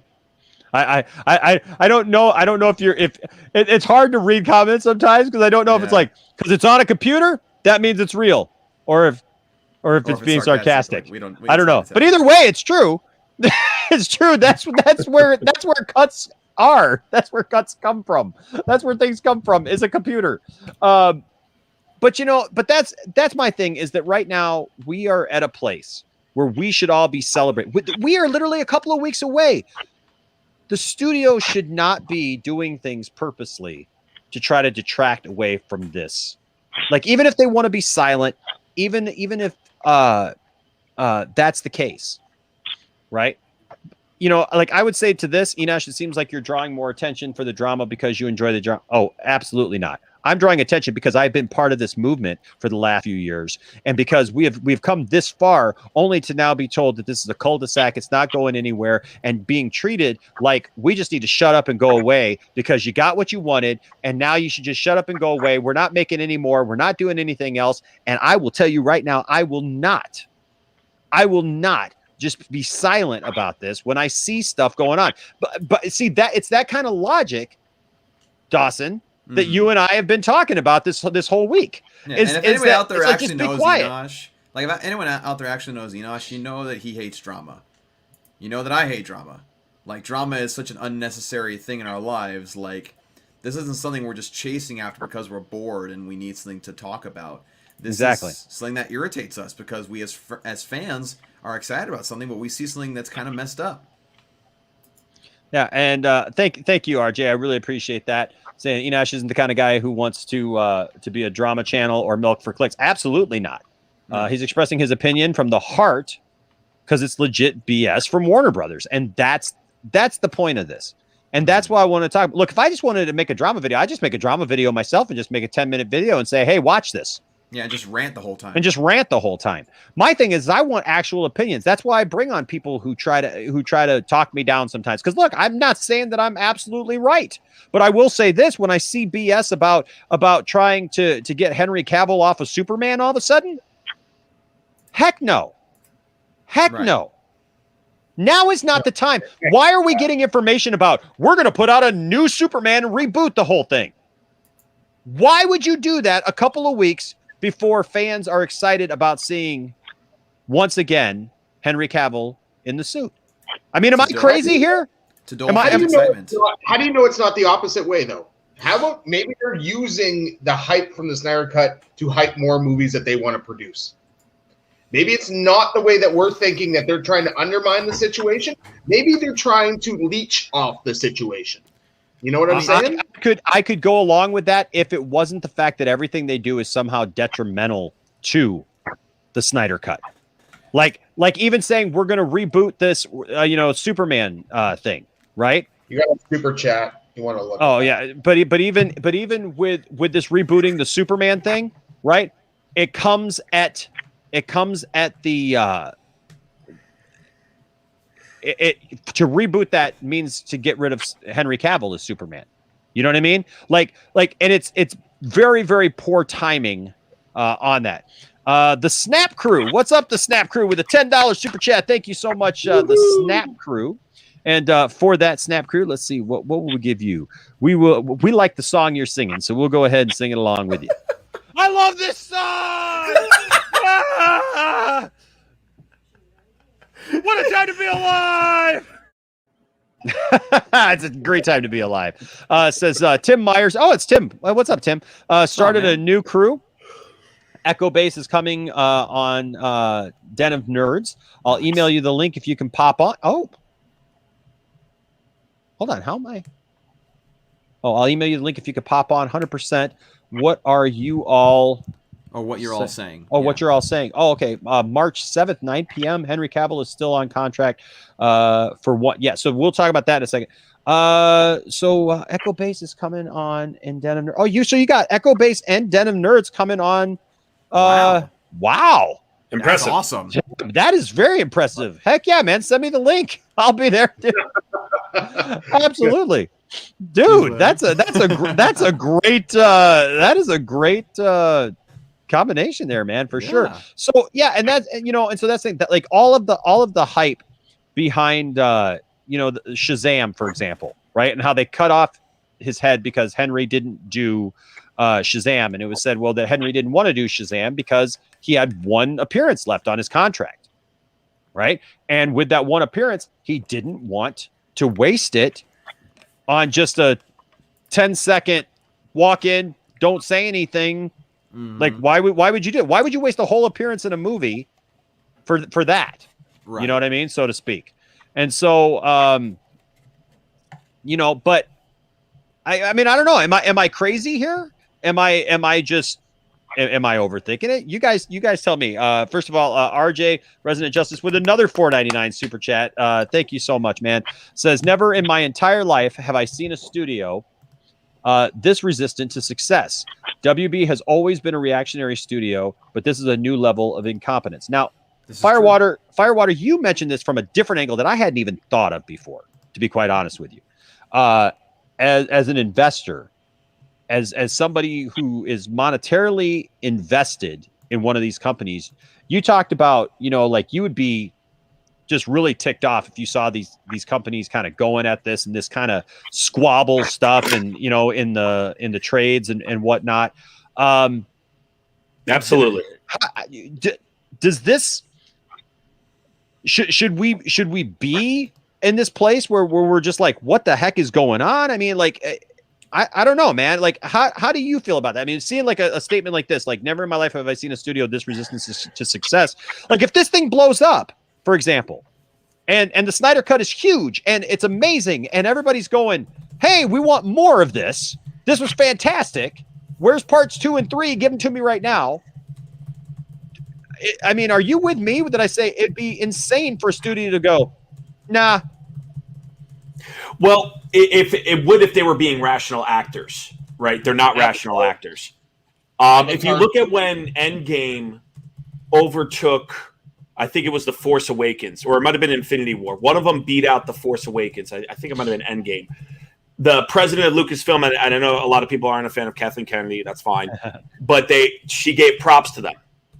Yeah. Right. She said they handed over the lightsaber or something like that. Hey, Marvel, you're on top now. Congratulations. I thought that was classy. I thought that was a classy move. You're not going to get that in this. And again, the infighting, my opinion is that there's too many other studios to compete against. We don't need to compete against ourselves. That's my attitude if I were them. But they have to, Warner Brothers, it appears they have to protect failure. Because they're in self-preservation mode. And when you're in self-preservation mode and you allow fear to kind of drive some of your behaviors, you're going to make mistakes. You're going to tip your hand. Oh, this is just a cul-de-sac. You don't know what it is, Mr. Hamada. You don't know, sir. Maybe you're right. And I'll give him the slight benefit of the doubt on that. Maybe he's right. Maybe the Snyder Cut isn't as good as we all think it will be. I've said that before. That is very possible. But the point is that he's prejudging it. Before even maybe he even saw it, but even still, you didn't get the fan reaction yet. Yeah. You didn't get the fan reaction. Ultimately, that's what matters. And so that's where the difference between, again, Disney and Warner Brothers is just night and day. I mean, I have my criticisms of Marvel and Lucasfilm, absolutely. But at least they're not beating each other up. Right. They're not fighting themselves. And with this right here, speaking of fighting themselves, yeah, BVS is a perfect example of this. Perfect example. Talk about Poison the Well. The movie is not Poison the Well. Warner Brothers screwed that up too, because they cut 30 minutes out of the film in the theatrical cut and cut out a bunch of exposition and stuff that added to the story, right? And that's why we got the theatrical version of BVS, which isn't nearly as good as the Ultimate Edition, which is the full story with 30 which we are going to be watching this Saturday in the theater. I have a question about that. But you're okay. We're just before you ask your question. So you're exactly right, Dawson. That's what I was going to say to this. The studio mandated to cut those 30 minutes out. So then the theatrical didn't do as well because the word of mouth went down. But I will point something out. The version that we got on Blu-ray was the Ultimate Edition, right? With the time and everything put back in. And it's amazing that spent 5 weeks at the top of Blu-ray sales. Yeah. Selling out. Literally, when I went to go buy Batman v Superman, I could not buy Batman v Superman because it was sold out. Right. And I had to wait. And he's also saying Snyder agreed to that cut. The thing is that Snyder had to pick and choose his battles. Yes. He had to pick and choose his battles. One of the battles he just couldn't fight was the length of the film because the studio demanded that it be shorter to have more screenings in the theater, which to them equals more money, but in real reality, quality of a film equals more money because people will go back and rewatch it if it's high quality. And they did it again with Justice League. They did it again with Justice League, though, when they told Zach that Justice League had to be 2 hours. It could not be over 2 hours. It has to be shorter than Batman vs Superman with all these characters in it. I know. Yep. Yep, they gave him the mandate that it has to be 2 hours. You can tell the story. It's literally twice as long. What is Tony saying? Right? I'm sorry. Go ahead, Tony. I just wanted to get that out there. What was that? Yeah. I'm sorry, Tony. I can't hear you. Go ahead, Tony. I was going to say, why not just make it 2 like they did with Harry Potter 7? The Deathly Howls is 2 parts. Do the same thing with Justice League. You can do it. Why? Well, why it was supposed to be 3. It's supposed to be 3 movies. It was supposed to be 3 movies. They had Justice League Part 1, 2, and 3. Why did the studio just try to jam it all into one movie then? That's 3 times the money that they would make if they just let it go in the 6 hour. Here's the thing, man. They didn't even do that. They literally just looked at Justice League Part 1 and said, no, you got to chop that down to 2 hours. Well, I actually have a theory on that, why they chopped it down to 2 hours, because what I'm going to allude to what Dawson said more. The short-sighted thinking is more view times in theater, more ticket sales theoretically, because you can get that extra viewing. Yeah. Bonuses are generally paid out like quarterly. Sometimes there's quarterly milestones and there's yearly milestones with bonuses. So that could have been maybe bonus time. Let's get some extra screening so we'll get our revenue up, and then, screw it if anyone likes it. But we're going to get that bonus money, because a lot of executives they can't see past their next quarter because they're trying to hit those numbers, trying to hit those milestones, and they're trying to get paid. And if they had maybe a better compensation structure, or maybe they were just like, look, let's put out a great product. And if that means slightly less viewings, maybe we'll get a longer staying in the theaters and we'll stay in the buzz more if the movie's good. But they can't. Nope. I want my new yacht, and 2 hour movie is going to get me my yacht. 2.5 hour will not. Boom. But isn't this driving sales of their DVDs and their Blu-rays? Like, they own that money too, right? So maybe they do this on purpose to get the second kick at the can. Like you said, it was hard to find the Ultimate Edition. The movie made way more sense, and they made a butt ton of money again. Exactly. Right? And here, 2.5 hours is a long movie. Yeah. You know what else was a long movie? Endgame. And all the Lord of the Rings films. All the Lord of the Rings films. All Giant. really long movie. Revenge of the Sith. Yeah. That was a really, really long one. That's funny. 300? There's some long. So the thing is yes, I totally understand the idea of like, hey, let's get as many viewings. But when you have a story like Justice League to tell, and the things that were going into this film, 2.5 hours is a pretty good running time, I think. Oh yeah, I think that's a pretty good snapshot. And like RJ is right there with me. It was hard to find for quite a while. Mm-hmm. And I would argue this point too to Prince Goro. He says, but even if the ultimate cut had come out, the fans would have still been split in the middle over the depictions of the characters. I still don't think it would have cracked $1 billion. Here's the thing though. Like Tony just said, one, we'll never know because the actual version of the movie didn't come out. Mm-hmm. And two, on top of that, with the success of how successful the Blu-ray was after that version did come out and people had a chance to watch it, it's got to be. It is pretty telling. It is pretty telling given the fact that it did mediocre business at the theater, yet the Blu-ray sales exploded. Right. And what was the only difference? What was the only thing that was different? 30 totally minutes. different cut. Totally different cut. 30 minutes. And Hollywood Purgatory, talking about Peter Jackson releasing 3-hour theatrical cuts and cuts longer on home video, and he didn't complain. See, the thing is with Peter Jackson's is that what the studio cut out didn't interfere with the story. With BVS, That's it did. true. With BVS, it totally did. That's true. Lord of the Rings is just a lot more walking. Yeah. A lot more scenery shots of New Zealand, you know? Yeah, I actually thought I was walking that 1,000 miles, you know? Actually, Enosh, I have a question for you. Do you think that, given that streaming appears to be the way of the future, do you think that maybe writers and directors and maybe actors would prefer to like, look, I don't want to deal with time constraints. For example, Zack Snyder's movie is going to be 4 hours, man. I was like, whoa. Yeah. I was like, I thought 4 1-hour episodes, and I'm like, okay. I'm going to try to do 4 hours in one shot. I don't know if I have that kind of time. I'm going to grind it. I'm get up early and grind it. But that's clearly would never be released in the theater. Yeah. Clearly never released in the theater. And if it was, you know what? I think that with COVID the way it is right now, you could probably get away with doing it right now because like I spoke to my local theater manager and he said that he wished that they could get it. All 4 hours of it. Because they need something to put butts in. They need attraction. But I'm talking about under normal circumstances. Like Zack Snyder could be like, look, if I want to make Justice League 2 5 hours long, I'm not dealing with the theater manager. All I need to do is deal with HBO Studio and they stream it from their servers. Yeah. I'm wondering if that's the way of the future. Like Christopher Nolan won't be constrained by time. You know, you don't have to worry about, you know what, screw you, Zack Snyder, or screw you, whatever. BVS has to be, however long. What was it? It was 2.5 hours, right? It should have been 3. How long was the Ultimate Edition? A little over 3? Yeah, 3. Cracked 3, right? Is it 3.5, actually? Was it really that long? No. Wait, no. It's 3. Sorry, it's 3. It's 3. Yeah. It just barely cracked 3, right? So, I mean, but now it's like you don't have to deal with any of that.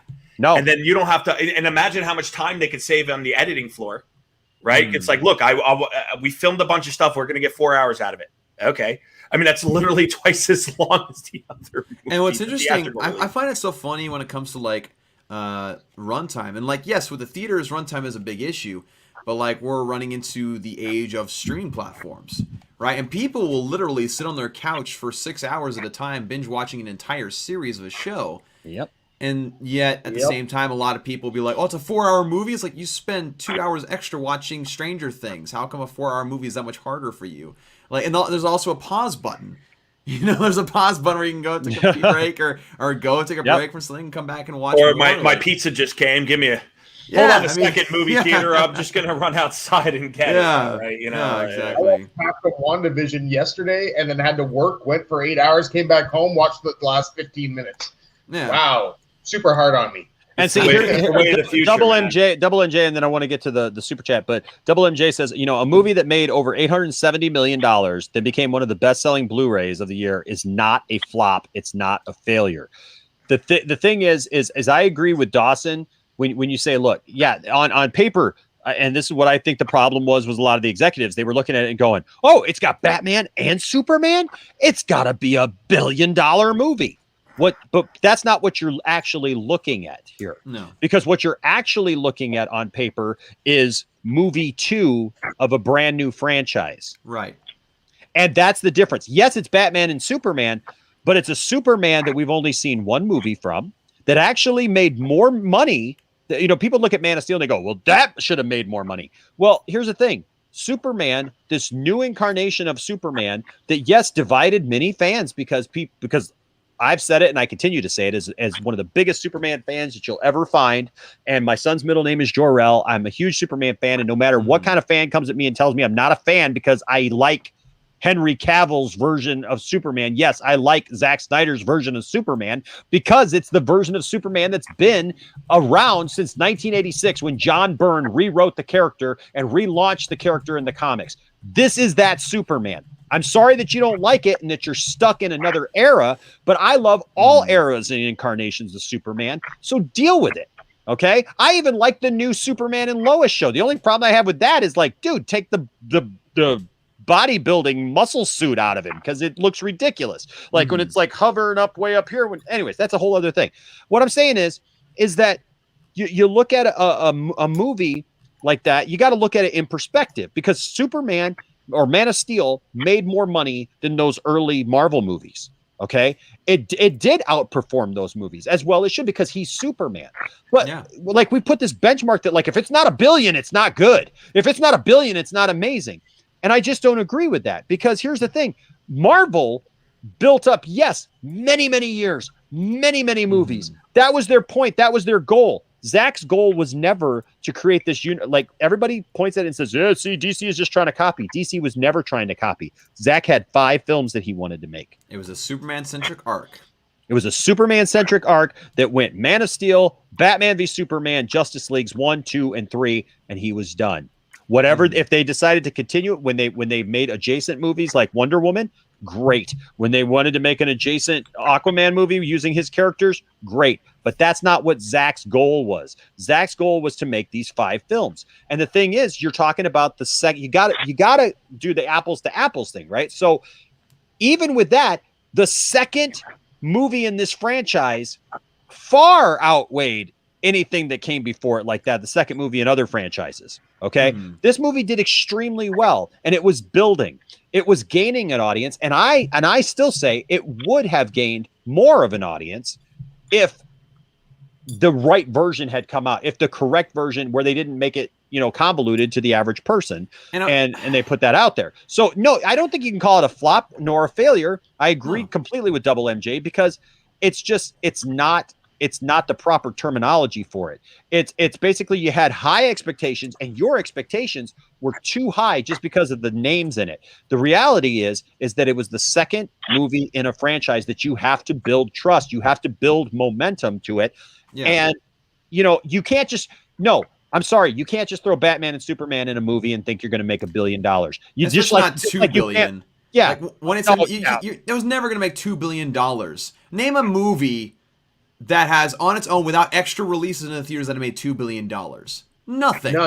None have done that. So that's a ridiculous expectation to have. Somebody just say that. Yeah, 187. Hell no, Beavis should have made $2 billion. I know, and I love 187. I love 187. I love 187. And look, I get it. 187 is a huge Marvel fan, and I totally respect him. Yeah, I respect that too. But this is one point that with him and I have actually gone around on.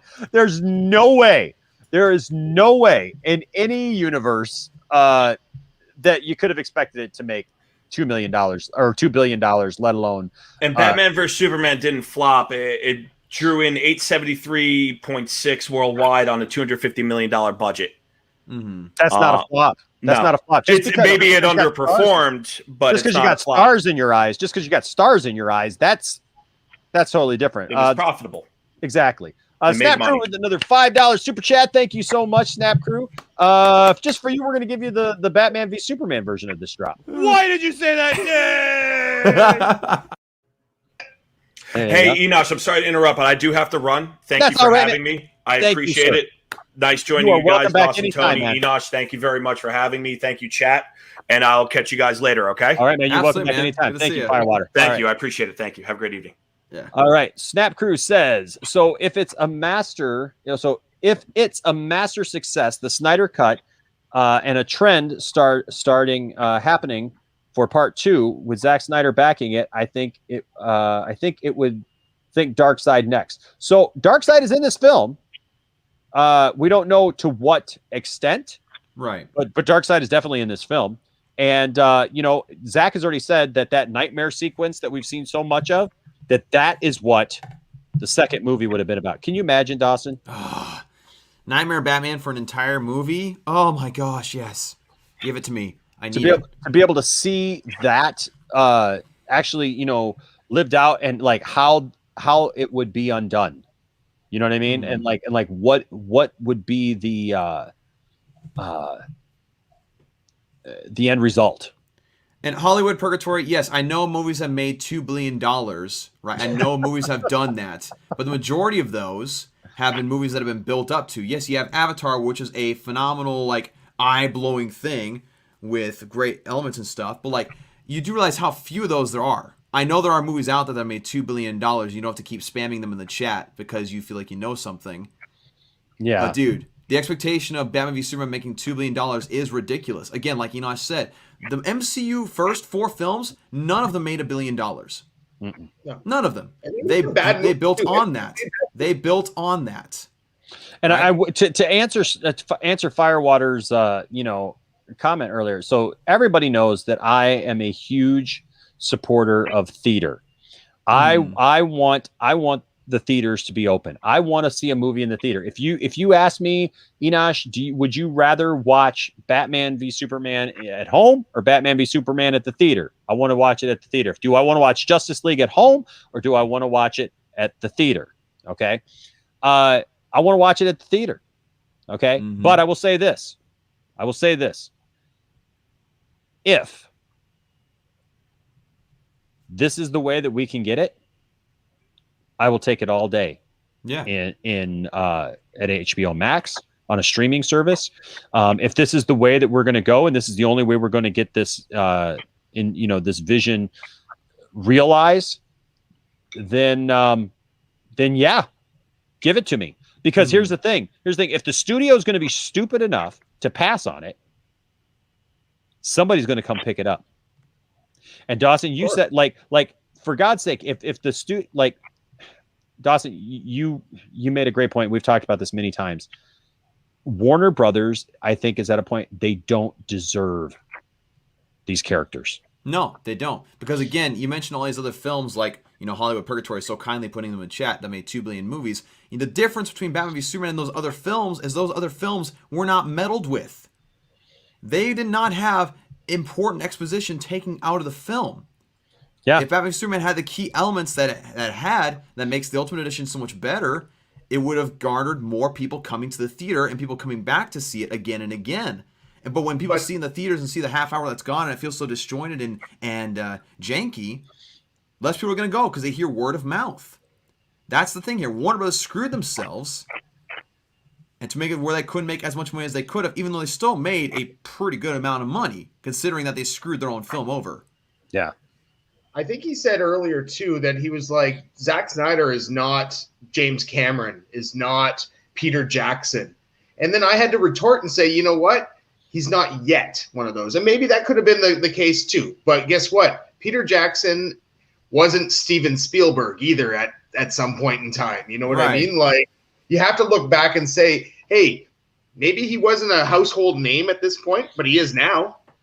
Even if it's just because of the Snyder cut, he's a household name now, and he is a big hitter in Hollywood. He is Peter Jackson now. He is James Cameron now. He now can say, don't fuck with my shit. Mm-hmm. Sorry about that, Enosh. No. But, Good way to put it. Well, and the thing is like, it is true that some of these movies that have made so much money, like look at Avatar. Okay, let's take Avatar for example. I'm sorry, maybe there are people out there who are excitedly awaiting finally Avatar 2. God bless you. I'm excited for you. Avatar was okay. It was Dances with Wolves in space. Exactly. Thank you. And it had great cutting edge technology because look, James Cameron, right? Like you can't take that away. But is it a mind blowing story that like totally like encapsulated me and like inspired a generation? No. But you know what? It was cool to look at. And it had a re-release. In the theater. Yep. In the theater. Right. And it was one of the first movies in 3D. Yes. Mm-hmm. When 3D was a novelty, and it was like, hey, this new thing, we're going to start putting movies back in 3D, and we're going to start with this amazing technology movie called Avatar. And everybody was like, hey, did you see Avatar? Hey, did you see Avatar? Hey, did you see Avatar? And there's becomes a peer pressure to it. It wasn't a nerd thing, right? It wasn't, hey, Batman v Superman. Well, what? I don't really care for Superman, so I won't know what's going on. I didn't see the last one. I don't really follow Superman. I don't know that much about, you know what I mean? Like it was literally this, there's always, look at Titanic. Mm. Titanic is an amazing movie. I love Titanic, man. Mm. I think Titanic is a great film. You can never take that away. But Titanic also had something too. It wasn't a nerd movie.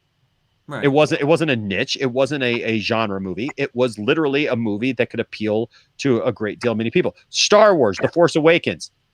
Also, yes, made $2 billion. Guess what? It's Star Wars. It was the first new Star Wars movie since Revenge of the Sith when people thought they were never going to get another Star Wars movie.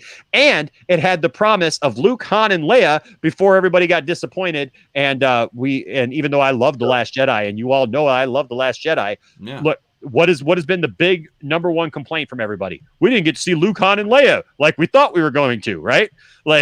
So a lot can be said for hype versus content, which I think is one of the things that Batman v Superman has going for it, especially is the content is there. When you watch the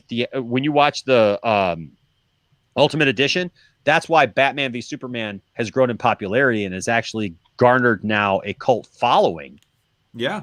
And it's been 5 years since it's released, and people still talk about it. Absolutely. Real quick here, the Snap again with another $5 super chat. Thank you, Snap. Nice. Thank you so much. I appreciate you saying, I'm saying enough traction for part 2 if it was great. Darkseid Ultimate Villain in part 2 introduced Brainiac and Green Lantern crew in space, deep space. Well, now, Snap, you're talking my my lingo right there. Look, Darkseid would have been the ultimate villain in part 2. And here you bring up a great point. This is why the Snyder Cut happening is so important. And this is kind of the whole point of this as we kind of bring this down. I do want to say to Hollywood Purgatory, look, because I just saw your comment about being willing to come on sometime. I'll tell you what, hit me up on Twitter. Okay. I will definitely have you on sometime. I know you've been in the last couple of videos I've done, and I know you got some dissenting views, and that's fine. I'm absolutely fine with dissenting views. I never have any problems with that. And I'm always willing to have a conversation. And I think it's better that we have a conversation than we do like trying to read, comments in the comments and respond to them. Because that can't happen. But hit me up on Twitter. And I will definitely send you a link sometime. Not tonight because we're getting ready to close up this video, but we'll definitely, because this is going to be a topic that we're going to be continuing to talk about. It's not going away. We got 17 more days until the Snyder Cut. It's right here, but I do want to address the super chat. Guys, look at me. Like I said, we're 17 more days. We're 17 days away from something we never thought was going to happen. Some of us thought that no matter at times that no matter how hard we fought for this thing, that it wouldn't happen. We believed it was there, even in the face of others telling us that it didn't exist, that we were crazy, that we were insane for thinking it. Like we had pundits, people that I've watched over time, people that even inspired me at one time telling us doesn't exist. You guys don't understand how Hollywood works. Think about that. Hollywood people tell us, you don't understand how Hollywood works. And now here we are 17 days away because of your perseverance. Zach has said a couple of times, and I personally, and Dawson, you can tell me what you think. And Tony, I know that you're kind of on the outside of some of this stuff that maybe we see, but I'd also be interested in hearing what you have to say. But I believe that there's things being done in the background. Yeah. That can't be talked about now. From the things that I've heard and things that I've seen, that there are talks at least about what will happen going forward. And I believe that it will happen on HBO Max. I believe that it will not happen in the theater. Or if it does happen in the theater, probably be limited runs, as we're going to see Justice League in IMAX at some point. That's why he shot it in 4:3. But I will say this. Do not let your voice be silenced. If you are a fan of this, and with all of you watching me right now, do not think that March 18th is the end, because March 18th is the beginning. For everyone out there saying, well, March 18th, and I've seen the videos, March 18th is going to come and go, and thank God, because these Snyder bots are finally going to be able to shut up and go away. Guess what? Ain't going to happen. We are not shutting up. We are going to revel in the beauty of this film, and I'm excited about it. And then, we're going to push for a continuation, as far as I'm concerned. I mean, what do you think, Dawson? I mean, again, like you would said, would you like to see this? I mean, Darkseid, Realize, and Green Lantern crew, all this stuff. Give it to me. I'm a huge DC fan. I want all of this. I want the studio that owns these characters to straighten things out and get them figure themselves out and figure out what they want to do. I want them to treat their directors and actors with respect. I want them to treat their films with respect. I want them to treat their fans with respect and appreciate their ability to look at these things and appreciate the fact that the fans want complex and psychologically intriguing stories that Zack Snyder was providing. It doesn't always have to be Zack Snyder. It can be other directors and such. And we've seen other directors that got meddled with, like David Ayer for Suicide Squad, and apparently to some extent Kathy Yan with Birds of Prey. Even, I want to see Warner Brothers respect them and do them right. But again, like you said, 18th is not the end for the Snyderverse. It's not the end. Us fans, we've been wanting this for so long, and we want to see this universe come to fruition. And yes, many films do have cuts and different things like that, but people fail to understand just how egregious this has been for these studios. Like the complete reworking of these films, like with David Ayer's Suicide Squad, completely reworked, completely re-edited by a music video editing company of all things, and rescored, completely changed in the script. Without the real direction of the director, really. He kind of just had to stand back and say, like, well, crap, I guess this is happening to my movie. Same thing with BVS. And, of course, also Zack Snyder's Justice League is a huge, massive, egregious example. But I'm very, very excited for this movie. In fact, Zack Snyder's Justice League is a movie I'm more excited for than any other movie I've been excited for in my entire life. Just because of the story behind it, because the people behind it, the people in the movement, the friends that I've made along the way of meeting all of you guys and everybody else with the 4 nerds and such that I've met, just talking about this movie and the possibility of it happening, and it's happening. It's happening. Yes. It is coming here, and it's going to be on HBO Max, and it's a 3-year, technically 4-year dream realized for fans. Yeah. And it's incredibly exciting. And fans of DC everywhere should be ecstatic to see a film with Batman, with Superman, with Aquaman, with Wonder Woman, with The Flash, with Cyborg, with Darkseid, with Desaad, with Steppenwolf, with Granny Goodness, with Lois Lane, with all of these different characters, right? Even the old gods, Zeus, Artemis, Ares. You have even Martians or Green Lanterns in there. You have all these different things that are in this movie. This should be a movie that all DC fans are just salivating over, like without control. Because you list off all these things that are in this film, this 4-hour epic. Holy crap. Holy crap. Hey, I want to see it. Like I said, not the biggest DC guy in the world, but I want to see it too, just as much as you do. Right. Exactly. It's going to be a historic movie, whether people out there like it or not, because nothing like this has ever happened before. There has never been a movie. I mean, Richard Donner's cut of Superman 2 kind of comes close to it to a certain extent, but there's never been a movie that's been so reworked, so destroyed, and so bastardized, but yet the director is able to come back and reshape it to what he originally had intended. Maybe Apocalypse Now. Maybe Apocalypse Now was one of those. Have you seen the director's cut? It's really a different movie. But that's an old version, and nobody, you know what I mean. Yeah. I mean, Tony, what are your thoughts? I mean, are obviously you're looking forward to seeing the movie, but I mean, I'm going to say this. I was a comic book guy. I still am a comic book guy. I still collect comic books. And the only DC comic books I ever collected as a kid, I like The Flash, I like Green Lantern, and I like Batman. You know what I mean? I don't like Ben Affleck's Batman, but that's my opinion. You know what I mean? I don't like Ben Affleck really as an actor. It has nothing to do with his Batman. That's it. sure. That's it. But yeah, I'm excited to see it. I really am excited to see it. And like I said, I collected comic books, and this is why I want to see this movie. I want to see it. We're on the precipice of this, of seeing something that's going to be.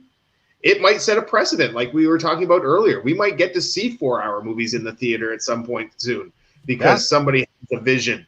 And when this COVID crap's all over, I'll be joining both you on a road trip to go see a movie somewhere in a huge ass theater. There you go. Okay. You bring up an interesting point. So going to the theater is going to change. It is going to change. Okay. And I think one of the things that we're seeing with this is that quite possibly this could be a new way of looking at movies. Of kind of a little bit going back to the old style where we get these epics that you have an intermission. I mean, I think about classic movies like The Ten Commandments or Ben-Hur, or even like Gone with the Wind, and like these huge movies, like what's that? Giant was like 4 hours long. Patton. I mean, these movies that are like were classics, right? But yet they don't make movies like that anymore, right? Godfather. They don't make Godfather, like these movies that were extremely long, but we're an epic event, and maybe that's the kind of thing that has to get us back into theaters again, to draw us back in. I don't know, but I will say this is what the Poindexter Lounge is about, guys. You know what? We may have differing views, and we can go back and forth on it, but see, this is what I love about here, because look, I understand, yes, some of the things the Hollywood Purgatory may have said, like, obviously he has differing views than what we have, right? Or they do, I should say they do, because it's Hollywood Purgatory. So I don't know. I'm just guessing here. But Hollywood Purgatory, here at the end, I love this because Hollywood Purgatory says, Enosh, I will follow you on Twitter right now, and then says, I appreciate you, Enosh, and I take that for face value. I take that for what they're saying, and I appreciate that. And says, Enosh, I don't always agree with you, but I respect you. Massive respect for Enosh. And you know what, guys? That's why we're here. We don't all have to agree. That's the great thing about the lounge is that I wanted to create a place that was for nerds. When we say it's a place for nerds where our nerd family can get together, who do you argue with the most? I'm about to call him in about 5 minutes. Exactly. So. You argue with your family the most, man. That's why you go to Thanksgiving dinner and you're like, no, I will not accept your boyfriend here. No, you cannot have any turkey. No, you're not taking the last roll. No, get out of here. Come on, right? I mean, like you're dating a what? Come on, let's get real, right? Like that's where, no, you're not getting married. Come on. Right. We argue with our family the most. And so you know what? If we did anything, if we do anything here, I want to bring people together of all kinds. And yes, RJ, hit me up too. Absolutely. I know I've been on other streams with you and I've loved having conversations with you. And so that's why we're here, folks, is because this is a place for nerds. Real quick, I know that the Snap Crew with another $5. Wow. Oh my goodness. Oh my gosh. What can I give you here? You know what? It's like you just come out of nowhere. We didn't even see you coming. John Cena.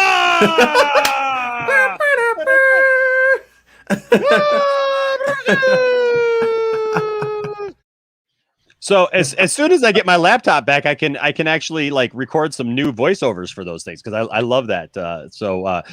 Snap Crew says I don't want to bring on to argue. I want to bring on to showcase views and fandom. Yes, I hope I'm not toxic. I like your open-mindedness. Absolutely, Snap Crew. Look, Tim, that is exactly, man, why we're here. And so I appreciate that. I like I said, we don't all have to agree to be friends. And we don't all have to like the exact same things to be friends or to come together, and to have some fun and talk about nerd stuff. Right. I mean, like one of my good friends, Dwayne, him and I, man, I'll tell you what, one day we were in the toy store, and this is the last thing I'll say, and then we'll get going. But we were in the toy store near my my house. I've taken Dawson there. There and Back Again Toys. And you can find them online on Instagram and on Facebook. They don't have a website, but they're Back Again Toys. If you're looking for anything, ask Andrew. Tell him I sent you.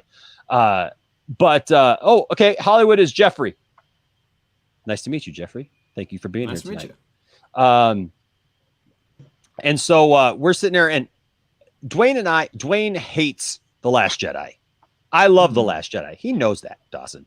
And so we get into these discussions, and I love it. We're over in this corner, over by the Star Wars toys, and Dwayne started getting a little heated, trying to tell me exactly what was what, right? And he's telling me, like, this doesn't make any sense, and you can't tell me Luke Skywalker. And he's raising his voice a little bit, right? And now, what's funny is I only know Dwayne because he's my friend Andrew's friend, right? That's how Andrew's the guy who owns the place. I'm there just shopping. Dwayne comes over, is like, hey, Enosh. And so all of a sudden, guess what comes up? The Last Jedi. And so we start talking, and like Dwayne is raising his voice. Dwayne is going like over the top. And like finally Andrew says, Dwayne, dude, can you please bring it down a couple notches? Because I'm just sitting here going, yep. Uh-huh. Yeah, no, I see that. Yeah. Okay. Well, no, I don't agree. Okay. And like, he is working himself up. He was also very upset. If any of you have gone to Disney, let me just put it this way. He was also very upset the fact that he had made a trip down to Orlando.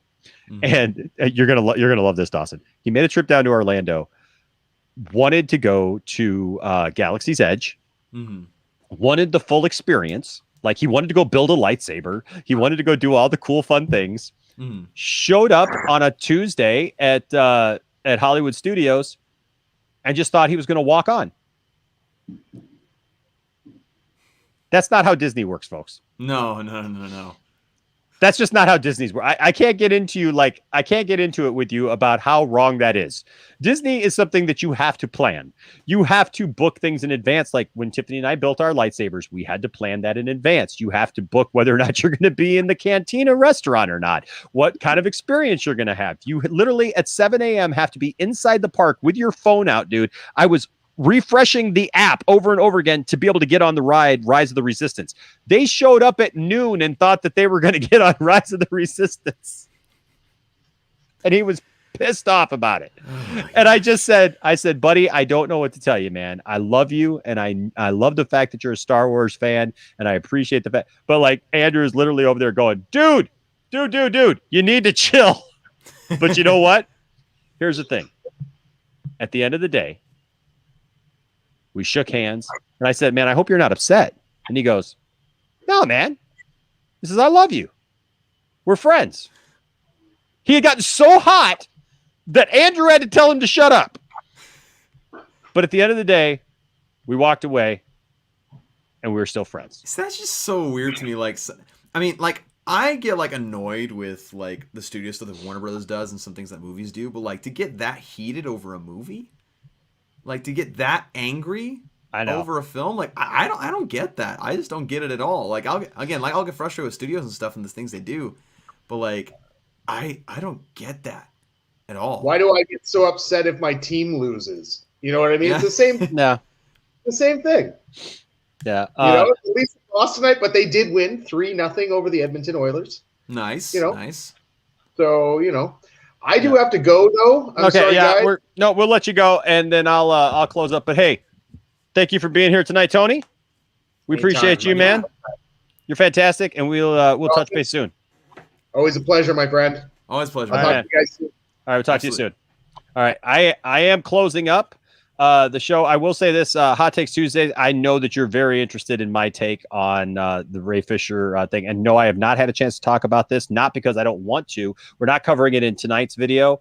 I had planned on doing another video about it, but then my laptop melted, and so so it's kind of hard. Like there was a couple of topics last week that came up. Like I wanted to talk about Blue Beetle. I know you talked about Blue Beetle. You got a great video on Blue Beetle, Dawson, over at Nerdy in Many Ways, guys. Go subscribe to Dawson over at Nerdy in Many Ways. Tell them where they can find you, Dawson. Yeah, you can find me on Twitter at NIMW32 and Instagram in the same handle, NIMW32. That's this right there, Nerdy in Many Ways. And on Vero, Dawson Weidrich.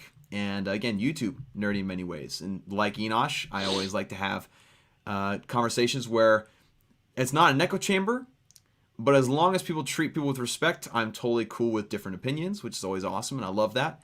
And yeah, we cover a bunch of nerdy topics as well, including, like Enosh said, Blue Beetle and DC stuff, and we have a good time.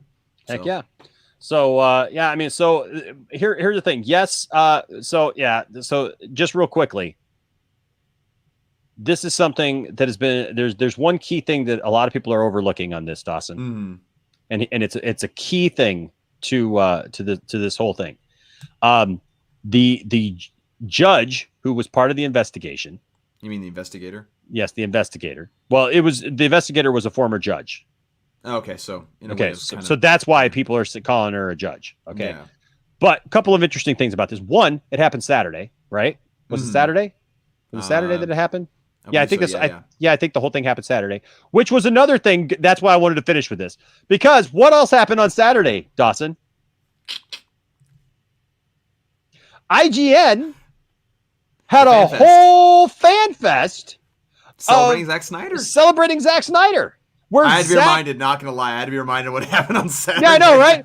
Talking about the Snyder Cut and revealing stuff and answering questions from people all around the world.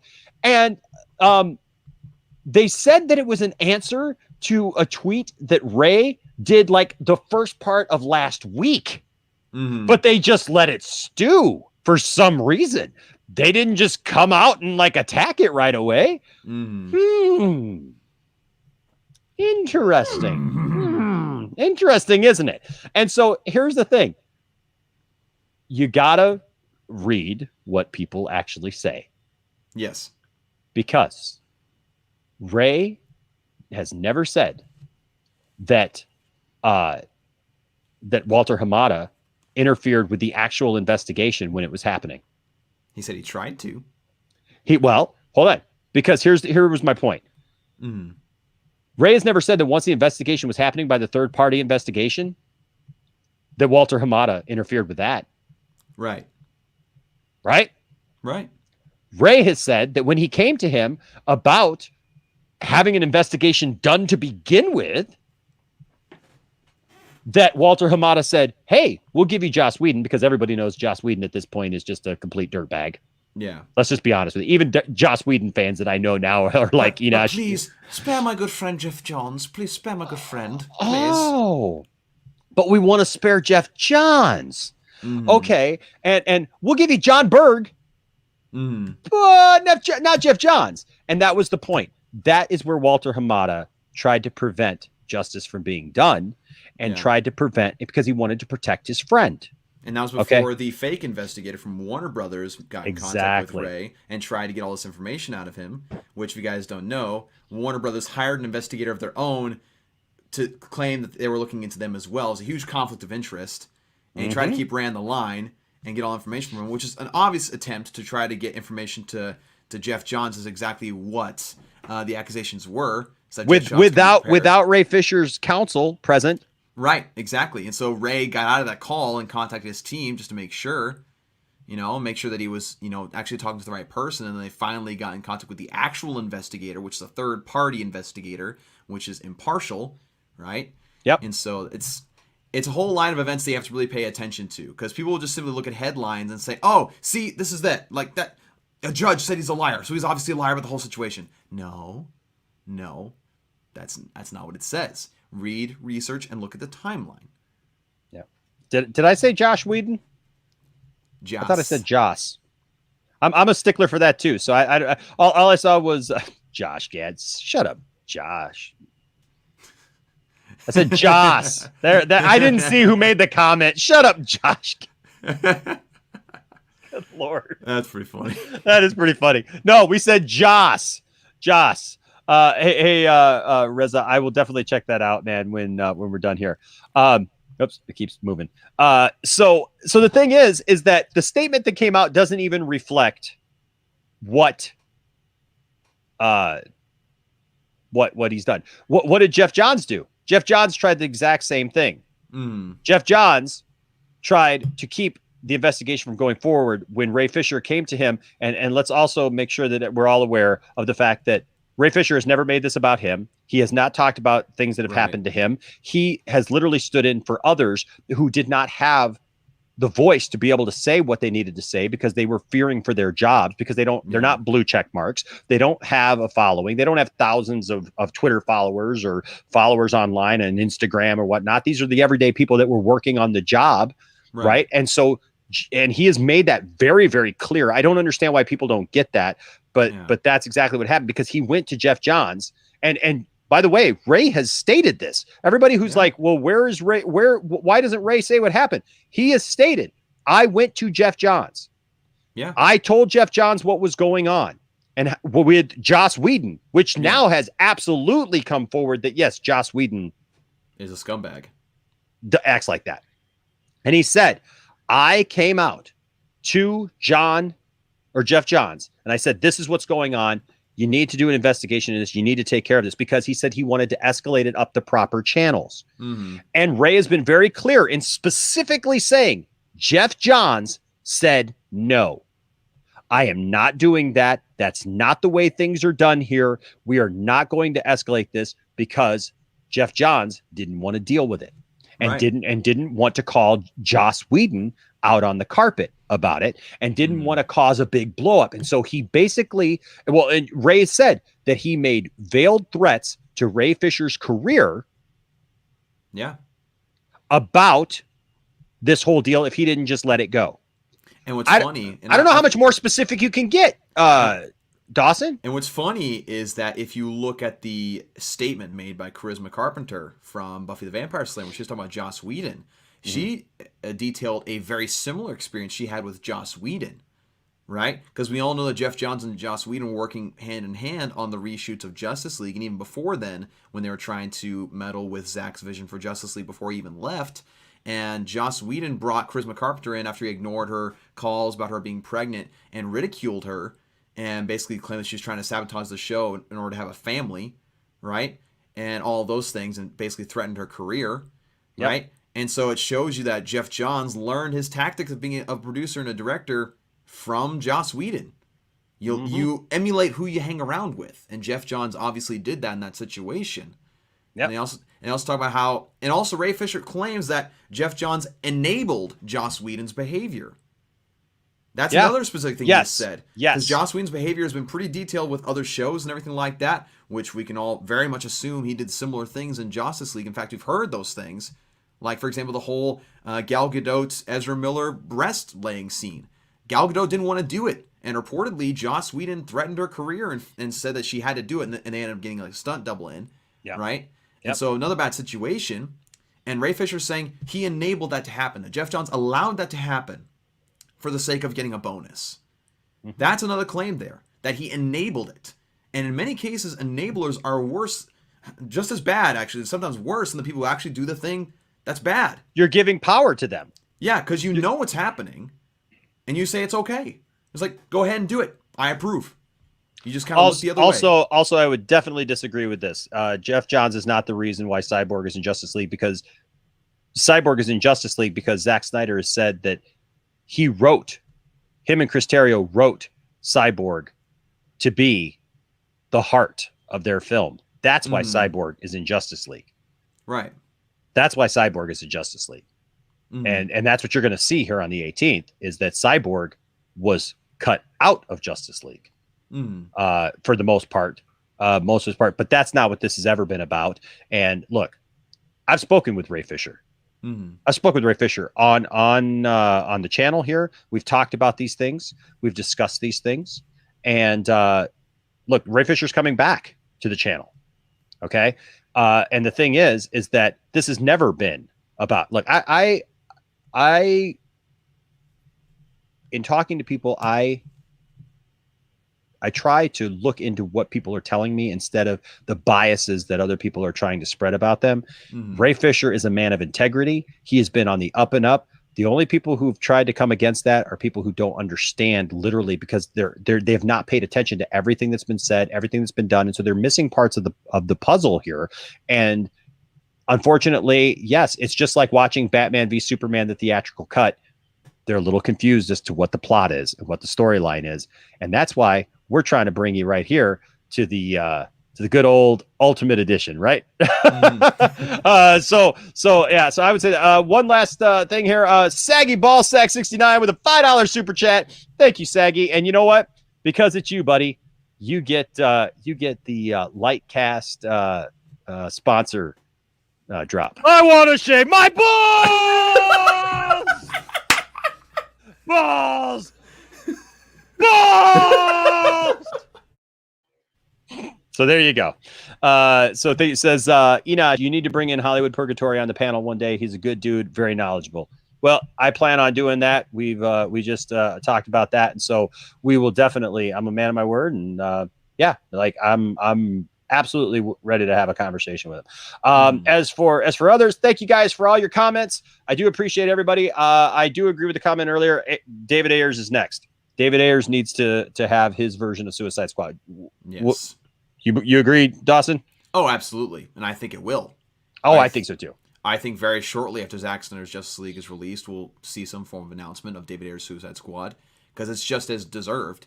You know, that cut is just as deserved. Because, again, we've heard so much about how much Jeff Johns also meddled with that movie, confirmed by David Ayer himself on Twitter, and changed up his timeline and totally destroyed, the story and everything like that. And they meddled with production, with the editing and everything, and made an entirely different film with what was originally proposed and seen in the initial trailer, right? Yeah. Tim, I will say this, man. I have not seen that information about Star Wars, so I will definitely do some research into that and look at it, because obviously I'm a huge Star Wars fan as well, and so so I will definitely be looking for that for sure. Thanks to everybody. The last thing I will just say is this: as Ray Fisher said, there's only one reason why all those guys haven't sued him. It's because they know he's right. People don't try to back away from that stuff. If you got something on them, they tend to back away. So, anyways, thank you all for joining us tonight. Like I said, my whole goal in this, folks, is not to just randomly just keep droning on about something, but when I look at what's been going on, I'm so glad that Zack Snyder is slaying the unicorn. It's no longer a unicorn. It is a real thing. He has put it down. And even though Warner Brothers has tried to undermine him at every turn, folks, all of you, the fans, we're getting it. They can't stop it. And once it's here, we all have to continue that fight and continue on and say, look, this is what we need. This is what we want. We want this continued. We want to restore the Snyderverse. And if that means HBO Max, Dawson, I'm all for it. Oh, yeah. Let's do it. We leave you with this comment right here from Angie. Thank you so much. We're going to drop the mic. And remember, don't let anybody tell you that your fandom doesn't matter. And don't try to tell anybody that their fandom doesn't matter or their opinions don't matter. But strive to have conversations. That's what we strive for here at the Poindexter Lounge, is to have conversations and to find common ground. And I think we've done that tonight. Good job, everybody. You've all restored my faith in humanity.